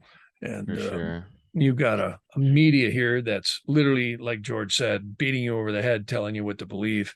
And there's so much dissension in this country right now, which is being caused. I mean, this has been well funded by the owners at the top. They would love to take a match and light the Constitution on fire, flood the borders, cause complete anarchy in the streets any way they can, and then basically come in and put a new world order in. That's their goal. Will they succeed? I tend to say no, from a number of standpoints. Just the progressions on the United States. I think it's going to change into a new era like we've never seen over the next 2 years. The United States is getting a Pluto return. Here, I'll show you. This is the good old US of A's chart. Here, let me just see here once. Where the heck are they? Let's see here once. I got to fish it out of the archives here. But let's see. These are called city charts. So, that's not what we want. We want US charts. Here we go. That's another thing I do is look at cities, how they match people when they move to them. Very, very fascinating stuff. They say there's an angel created at the formation of every great country and every city. Even like when you lay the cornerstone of a house. That's why Washington literally would lay the foundation of these, buildings at very specific times. It was astrology. I actually looked at the time he laid the White House foundation. It was actually very interesting because it was actually a decent day, except he didn't I think they knew it, but they may not have been able to avoid it.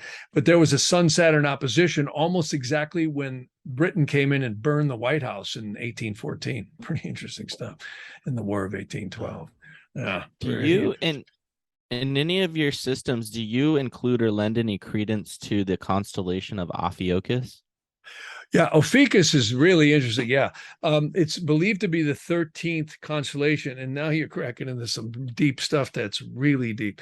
There are secret zodiacs that use completely different reference points, like the star Draco. They'll use different fixed stars. Oh God, you can go down the rabbit hole with that stuff. That is heavy duty stuff. See, this is why there's no way in hell anybody ever figured this out. Sitting on mountaintops, on top of camels, scratching their beards and figuring out where the planets were. Not a chance. Not a chance. If you look at the math that these people were doing out of Egypt, out of Babylonia, Chaldea, Greece, India. Look at how in the hell would the Indians know in this country, even to build Chaco Canyon, which lines up with the solstices and equinoxes, so they could see the processions. You see these same monoliths all over the world, South America, Europe, India, all over the place. This is knowledge that, a lot of people claim there's extraterrestrial intervention. Very, very well possible. I think it's very possible. And I also believe it's angels. I really do, because many of the old rabbinical texts literally say, this angel told me this or that, and that God wouldn't prevent certain things to be known to humanity because humanity wasn't conscious enough to know it. And I really believe right now, I just asked an interrogation today, it was actually last night, will we have nuclear war? In fact, I did this on a podcast on my channel earlier today. I'll show it to you right now. Right here. This is it right here. Will there be nuclear war in exchange with this, Ukraine situation and also the USA?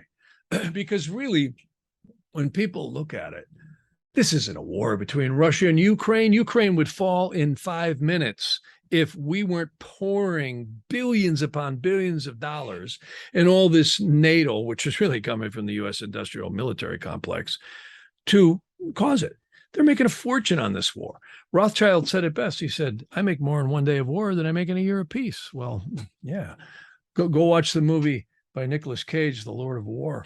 I mentioned that earlier. Oh, that's a good one. It's a really good one. And that's a true story, by the way. What's based on a true story. Nicolas Cage got in a little trouble for that one. The IRS was hounding his ass over that movie. I bet. The weaponized arm of the bankers. Yeah.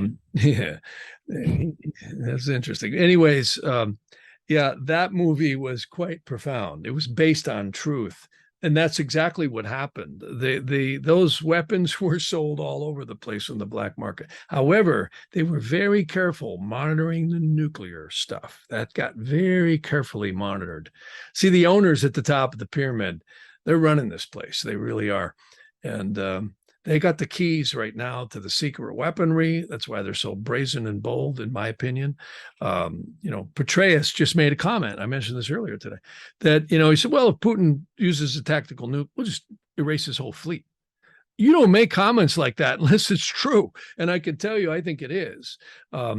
I personally have heard some pretty intelligent guys that are clients of mine, really knowledgeable. They don't say too much. I actually work with remote viewing groups and some really fascinating and smart people. And I'm just like, wow, the basic word is this. If you've heard of it, it's probably 15 years old. Nuclear weapons are pushing 80 years old. They have stuff right now that's so creepy, it'd make your skin chill, not only in chemical stuff, but you're talking particle beams, directed energy, lasers, and psychotronic and genetic weapons, pretty creepy stuff. And that's why they could take China and Russia out like that, in my opinion. And it's not just the United States, it's the owners controlling it. And we're blessed to have them use this place as their clearinghouse to print their money out of. So, and they do. And I got to say, they've built a eerily powerful arsenal. But I also think there are forces keeping it from being used, or it would be. I think if humanity was left up to its own egoic paths, shit, we'd have been dead a long time ago. There's a lot of stories about weird encounters with light orbs, crafts, and things stop working afterwards. There's too many souls here, in my opinion. I mean, do you think, if this is true, that God and the angels are holding these bastards in abeyance? They cause a lot of trouble. They cause a lot of wars. They cause a lot of death and a lot of crazy stuff and possession.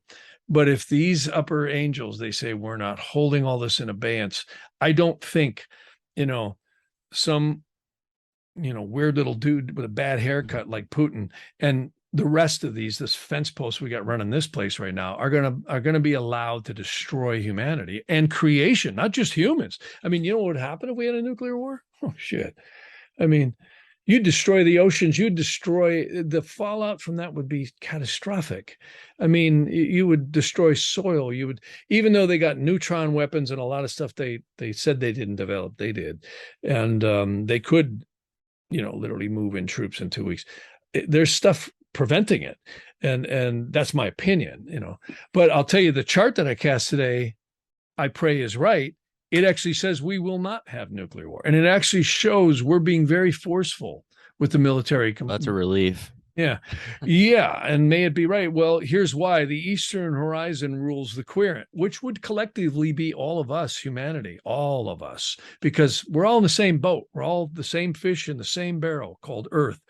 And the elitists, yeah, they got their bunkers and their food and their rations and all that, but they're fools to think they would escape it. And the bottom line is the moon is translating light between the Lord of the Ascendant, which is us, the Lord of the 10th, the 7th, and the 4th. Pretty unlikely. That's what it shows here. Trouble, war, yeah, but I don't think it's going to get there.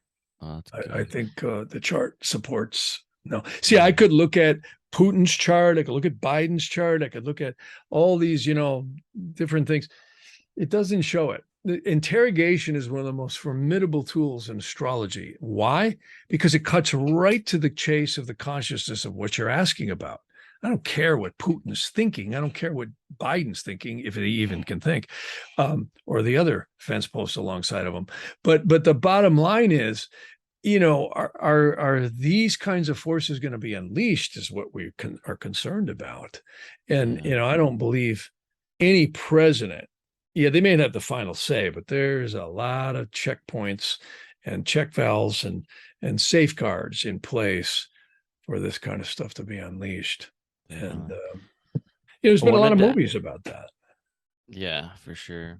I want to ask you a couple more questions. One of the questions I wanted to ask you was going to be about this text called, I think it was the Char Ar Hagilgulim or something like that. Does that ring a bell to you? Awesome Because that one text. seems kind of interesting.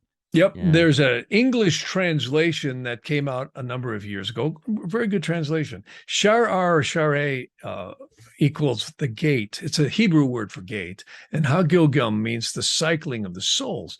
So its English translation would be the gates of reincarnation. And this was actually originally communicated to Rabbi Luria. I think this text was originally around the 1400s. Thereabouts. Prolific time in humanity, in terms of spiritual knowledge released in the world. So he's referred to as the Arizal or the Ari. A lot of people who study Kabbalah, and I have to say it that way, Kabbalah is kind of a pop term these days. I actually knew Rev Berg. He was a very good man, and his two sons, Yehuda. They started the Kabbalah centers, which everyone might be familiar with, Madonna and everybody goes. But it's become, again, just like a religion, pop culture, right? And not that there isn't some truth and great truths in it, just like the religions. But on the other hand, it's become, again, reduced to more surface than it's really just ancient, sacred, holy knowledge is really, and that was referred to as the Kabbalah, right? So now it's become a buzzword. But the Ari was probably one of the major contributors to a lot of stuff today that we call Kabbalah.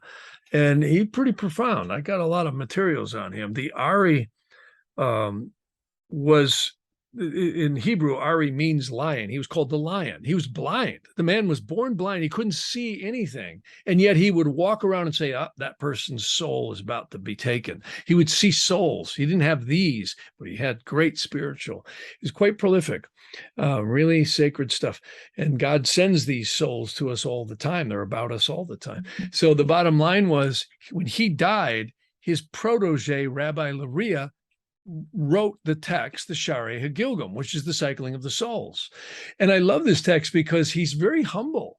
He's, I like to be the same way. It's like, hey, folks, I'm not here to tell you I have all the answers. I don't. Astrology is very interesting to give you a lot of answers, but this is, we're all on a very sacred journey here.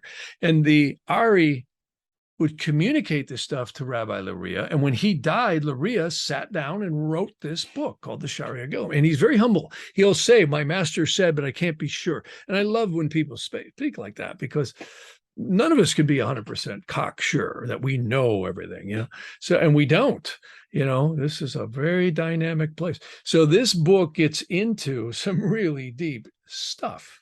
And you're about to see that in this diagram. He breaks the spirit, psyche, and soul down into the nefesh, what he would call rosh, which is the spirit, the neshma, which is the lower portion of the soul, the chaya, which is, and I might not pronounce it exactly Hebraically right. I hear 5 different rabbis pronounce it different ways, but this could be the collective place the incarnations reabsorb, and then the upper divinity of the soul, which is the yechida, or yechida, so you kind of make a K sound there. So, but whatever, you get it, upper divinity of the soul cuts it pretty well. So the bottom line is, we're not here to sound cool. We're here to understand it. So this is very divine stuff. This also parallels this diagram that I love to show on a lot of my podcasts.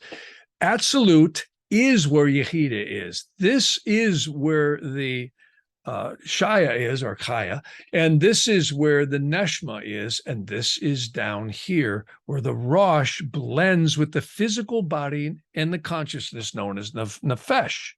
These worlds actually match that. All of this stuff is in the Shari Hagilgum. Stunning text. I mean, you read that 1,000 times, you'll never figure it all out. And it talks about how souls are literally incarcerated, sometimes for the horrible things that we do on this planet, into inanimate objects, hard to believe, like leaves, which don't last long. So that incarceration might be short, to dissipate the karmic energy. Very mysterious, this whole karmic stuff. It appears to be just like frequencies and capacitors. It's almost like, if anyone studied electronics, you know what a capacitor is. They're used all the time. And they store various different energies and voltages. And some capacitors, the AC ones, are very complex. So what's interesting is the body seems to act like the capacitor. And when we are on the earth, that grounding of that spiritual energy, and it gets very mysterious. We seem to share karmas, not only of our own, but of our ancestors. And that's just not mom and dad and grandpa and grandma, but that means the spiritual soul root ancestors, which gets right back to the watered down version in English of the Garden of Eden story. And the Hebrew has it much more detailed, and I personally think much more accurate, where we literally were fragmented and we rain down into these worlds of creation for not only experience, but also the dissipation and reassemblage of the fragments of the souls. And there's all kinds of mysteries to this, and I don't claim to know them all, and nobody I know ever does either. We may actually re-solidify portions of the soul, like relationships we have, marriages, children, people who become enemies, maybe just playing out karmas, like that story I told earlier. Think about that. The guy ends up reincarnating and murdering the same guy who's now an old man in the same life that he had that murdered him. It's 30-something years earlier. Again, these stories are stunning. Yeah. Max Heindel, who was a prolific writer for the Rosicrucians, had spoken a lot about that. The Hebrew and the rabbinical texts are very specific in their divisions and classifications of the souls. Very fascinating stuff. The Rosicrucians and the Christian stuff is much different. It seems to be much more of a broader spectra of the way they refer to it. And there does seem to be different soul roots that are very connected to the metaphoric 12 tribes of the Israel. This stuff really gets deep. It's enough to bend your noodle around. And trust me, no one's an authority on this ultimately. Only God truly is. But it's fascinating to poke around in this stuff because we can all do it and make our own determinations. Sharia Gilgum is a wonderful text to purchase and read. It has a parallel English Hebrew translation, and you'll be kind of blown away when you read. There's actually a great story in the final book, right after chapter 40. There's 40 chapters. So the first book's 1 through 35, 36 to 40. There's a story in there. It's very profound about exorcism using the purifications and rectifications that I mentioned earlier that Rabbi Yehuda would use. And many of the old rabbis would use. I use some of this stuff. It's pretty profound. You can extricate souls that are trapped, and not always, because a lot of times there's rules too that are way beyond what any of us drawing breath humans can exercise. And we can actually help that soul move on through prayers. And interestingly enough, the Psalms. There's a text called the Shemush Tehillim, which is a profound text. And we all know it. It's smacked in the middle between the Old Testament and the New, called the Psalms. Tehillim is the Psalms. And some of those Psalms are almost 4,000 years old and may even be older than that. And that's profound. So, Psalm 91, they guesstimate, is somewhere between 37 and 3,900 years old. About that. It's like BC, 18-something BC, 1800-something BC, just short of 1,900 years BC. That makes it 4,000 years old. Do the math. So stunning stuff. And there are codes in that. See, Shemush some kind of... What's that? That's what I was gonna ask. Keep going. No. That's what I was gonna ask about, was some kind of cipher or encoding. Oh yeah, ciphers and codes. Yeah, I was gonna ask about that specifically. Yeah. And that's the misty lost trail that only angels could ever fully figure out. But there are codes. Here, I'll show you the methods that are in. There's a wonderful book called the three books of occult philosophy. There was actually four. I have, but the interesting thing is that was written by Henry Cornelius Agrippa, another man like Manly P. Hall, who was bequeathed this vast terrain of knowledge to publish. It's like, we're going to bequeath this, so you publish it. And what's fascinating about the ciphers is our friends in Rome might have done us a disservice in the Vulgate translations. They basically screwed up a lot of the, I'll show you. Ciphers are just that. They're codes. See, these are very complex. There's gematria, tamira, akbeker, commutations. Look at, these are the Hebrew letters that you enter for the 7 planets, the line of the good, the line of the evil. Isn't that interesting? Well, look at astrology. If I ask an interrogation question, I've had many people ask me, hey, what do you think's going to happen in this lawsuit? Well, looks like a shitstorm. You're going to lose. I've seen this for me and many other people, and there's nothing you can do. It's like being caught in the tractor beam of the Death Star. Remember when Luke and Princess Leia all ended up, Obi-Wan? So you don't get out of it. You got to play this one out. You're in the tractor beam. So it's like jumping in the Mississippi River. You're not getting out until that river lets you wash up on the shore, because they're powerful.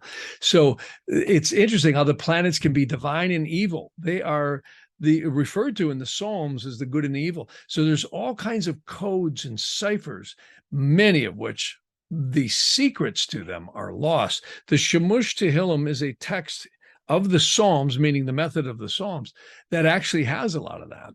And see, you can see here, there's Tamira, there's Ziraph, interesting stuff. I do clearings and sometimes on properties and people to help sell houses where I'll literally use measurements of sacred geometry and sacred fragments of scripture, putting on what we call angelic squares like this, that will actually push back energy, disincarnate souls or spiritual energy. And believe it or not, it works.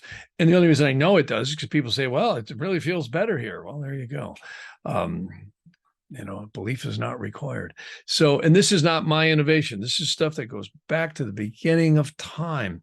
See, there's literally 22 known ciphers in what we call Ziraph, where you bend the alphabet. See, that means you take the first letter and it becomes the 12th. The second letter becomes the 22nd.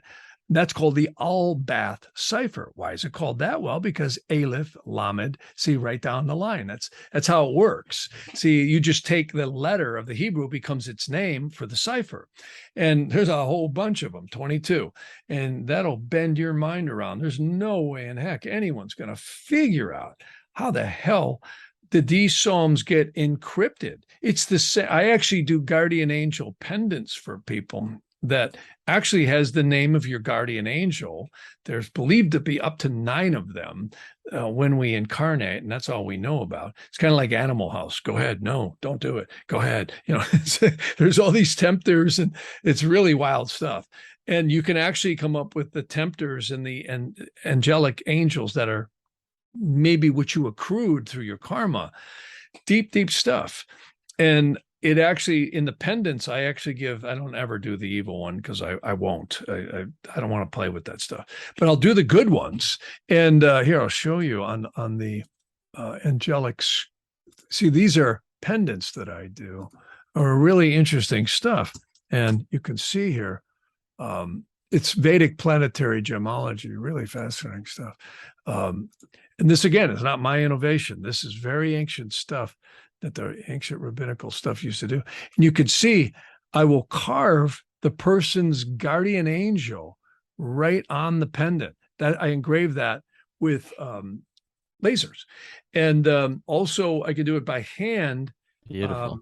Yeah, like I just had a friend of mine, wonderful friend, passed away. I did his wedding ring 20 years ago for him and his wife. And then I made a guitar pick out of it. And I put the name of his guardian angel and her guardian angel together on the back. Was really sweet around their original wedding ring, because he's been gone a while now and she wanted to move on and bless him and honor him. So that every single angel is different. None of us will have the exact same angel. The permutations in this are staggeringly complex. Again, astrologers need to realize we ain't our astrology. The astrology may actually be us in reverse. We got the chart we got, and there's never one the same. Don't think we're all Pisces and Aries. If it's true, and I believe it is, that we're hurling around a sun at just short of 500 million miles an hour, the fixed stars that are out there, the combinations of the signs, the planets, the aspects, and the houses, and more importantly, the sidereal lunar zodiac that's used. This is the 27 lunar mansions that surround the Earth. And I always joke around, I don't care how much the astrologers polish the lenses on their telescopes, they're not going to see this one either, because it's a spiritual construct. When you and I were spanked on the ass in the delivery room, the exact position of the moon sets the clock for many mystical things that unfold in the life. And it's quite interesting. And there's actually, believe it or not, 4 divisions of each one of these, which means 108 divisions of these lunar zodiacs. Hence why 108 is used a lot in mystical prayers. That's the amount of times they do mantras. So in the Sanskrit practices and Hindu. So very interesting stuff. Very deep. And 9 is equals spiritual completion. Notice 2 and 7 is 9. It takes 27 days for the moon to go around. Isn't that interesting? See, the Egyptians and the Arabics had a 28 lunar mansion, and that one's accurate too. It's very interesting stuff. Well, there's an old saying: God not only divided humanity with all the languages, but he also divided the astrology to confuse all the astrologers. And there might be a lot of truth to that. And never figure all this stuff out. Never figure all this stuff out. Well, but boy, the little bit we know is pretty divine. Yeah, definitely. Well, one question I want to ask before we sign off is, did you have some kind of interaction with Werner von Braun? And what was the context? No, I personally didn't, but my wife's uncle, who I met, I actually walked through Redstone. You brought up an interesting topic. Talk about a cult. Werner von Braun, Einstein, and all these folks who helped with all kinds of very interesting stuff with the United States was mystically swiped out of Germany right after World War II, brought here. Well, there's a lot of mystery around. Did we go to the moon? Did we not go to the moon? All this kind of stuff. And I think we did. I just think we might have done it a little bit different than they said. So yeah, my son was born about 20 years ago, almost 21 now. And he was just like a year old. And we went to Alabama, Huntsville. And that's right where Redstone is, right? Where the whole Saturn Apollo programs and Gemini was all put together. And von Braun was there. So he was dead when I went, obviously. But Camille's uncle, and I and her walked through. I remember I was carrying my little spud with me, and my little boy, he was just really little. And we walked through Redstone looking at all this graveyard of just incredibly complex physical designs of all these rockets and planets. And we went into von Braun's, I think, his study or something like that, or workshop. I can't remember. We couldn't get into a lot of places, but a lot of places that we went into was stunning. And we ended up talking about, what was von Braun like. And of course, Camille's uncle, his name was Jack Ferguson. He was really, really amazing guy. Or Jack McPherson. I really liked him. And he essentially was saying von Braun was a very polite, very close to the vest, very hard to get to know, but extremely polite and dignified man. And Camille's uncle was an engineer. He was actually I think he was a mechanical engineer, and a very smart man. And it was fascinating. I really enjoyed, I can't remember all the details, but it was a very interesting experience, because one thing's for damn sure, if we didn't go to the moon, they sure spent a lot of money and a lot of engineering, and there were hundreds. I hear there was like almost 500,000 people that worked on the Saturn and Apollo missions. I mean, it was a lot of people, some really smart people. We'll never know all of the engineering that came out of that. And I'm not so sure there wasn't some extraterrestrial intervention with some of the technologies that they had, like transistors and all these things that later came in. So a lot of interesting stuff surrounding this. And again, the occult is always lurking right behind the scenes in all of this stuff. Look at Jack Parsons and L. Ron Hubbard, and Aleister Crowley. There's an interesting one. Never liked him, but they were all playing around with sex magic and all kinds of other stuff that, there's rumors that, maybe one of the original Bushes, Barbara, might have come out of some of that. It's very, very interesting stuff. The rabbit hole goes deep, and, we hear a lot of these conspiracy theories and rumors, and you know what they say about those, don't you? A lot of times they're true, and not always, but a lot of times. And that whole amalgam of NASA and the space programs, very, very interesting stuff. A lot of stuff they're not telling us, no question about that. And that's my story on that. But interesting stuff. Well, before we sign off, is there any last comments or words or messages or anything that you want to put out there before you kind of give your place where people can find you and all that? Yeah. Well, yeah, thanks for letting me go off like this. It was a lot of fun. I always enjoy when I can, help people understand that we're all a lot more powerful than I think some of the religions have allowed us to believe. We're all seekers of truth. And I think when we take it upon ourselves to start looking at some of these documents and become aware of it, I'm just a spreader of knowledge, that, and it's not my knowledge, it's my blessings that I've been exposed to this knowledge. And I love sharing that with all of you and helping it to enlighten anyone, because we're all really smart in all respective ways. Everyone is. I mean, the human mind is stunningly, the AI will never be what we can be. Never. Not going to happen.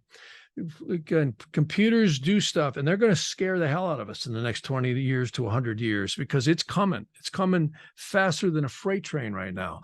The stuff that they're doing in military and these unlimited budgets places and underground labs is pretty wild. It's like Terminator stuff. And, computers can learn. They can act smart, actually smarter than us, because we're emotional beings. And we are. I mean, I'm clouded with my emotions all the time. We all believe, deductive reasoning is always comparing and on and on. Computers are actually smarter on the lower level because they're just using pure logic. We don't. We're spiritual beings influenced by emotions and amalgamated, deductive reasoning and karmas and all these things. That's life. That's magical. And that's a journey that I think is really blessed. And AI and technology needs to be kept in its place, and that's subservient to humanity, not to be utilized despotically to control it. And there's a lot of really good people out there, and good always wins. But we're seeing a lot of this that's been happening since the last couple of years. The Saturn-Pluto conjunction, I've been warning about it for years. And I think the biggest thing is we're all going to exit or take the pipe, as I call it, known as death. And we got to live not in fear, but in awareness. We are not going to die. Yes, this will die. I'll cease being me. You'll cease being you. But we don't die, man. We don't. And take a look at the Magus of Strovolos and some of these, the Shari Hagilgulim, and you'll find we've been lied to. The religions have not fully expressed. A lot of them have, but it's interesting, the persecution some of these old rabbis got. Maybe it's because they were telling the truth. And it's interesting because that religion's been hocked too by some really evil dudes in certain circles. That's a rabbit hole to talk about someday, and a very careful one to talk about. But it's really interesting how truth always gets twisted. Who would do that? The spirits. And the smartest thing they ever did was convince us they didn't exist. They're lurking beneath the surface always. But if they were so omnipotent, they just take the place over. They can't because divinity is above it all. So no matter what, you get afraid of listening to the white noise on the news every 5 minutes and the chatter and everything else. In the end, it always works out. It always works out. And we'll exit these bodies. And the more we become aware and conscious, the better we're going to do, man. The better we're going to do. If we buy into all the fear and the anger and the programming, we're going to just keep coming back, keep doing the same barbecue over and over and over again. Or maybe in a more crazy way. It's all, it's all about the money and the power. And when you realize it really isn't, money and power is fine, but when you're selling your soul for it, man, it's only one way you're going to end up. That's in the sewer. You might lose it too. That's my story. Amen. Well, where would you direct people to find out about you, yourself, your work, and anything? Well, this new podcast I'm putting on, I'm really excited about. Jeff Harman Astrologer YouTube is, I think you can just Google it there. A lot of great stuff we're putting out on there. I'm working with an associate of mine. She's helping me, Ella, is really great. And of course, my wife helps out with scheduling. But Jeff at jeffharman.com is my website. Really wonderful, way to get in is because email is always the best. And, I'm really busy. I'm very blessed to be very booked up right now. And I certainly am trying to get my reading so I can do more concise stuff on shorter time periods and do more bookings. But That's the best way, is jeff@jeffharman.com. So I only got so much energy, and it's a lot of work to do all these readings, because I spend a lot of time before I get on the phone with someone, because I take very seriously telling someone something. I don't like to be inaccurate. I like to be as accurate as I can. So I do a lot of research before I do a reading, so that I'm not just shooting from the hip. I'm telling people their cycles so that it empowers them, not just, impresses them, because I really am not interested in that. So, but yeah, that's the best way, is jeff@jeffharman.com.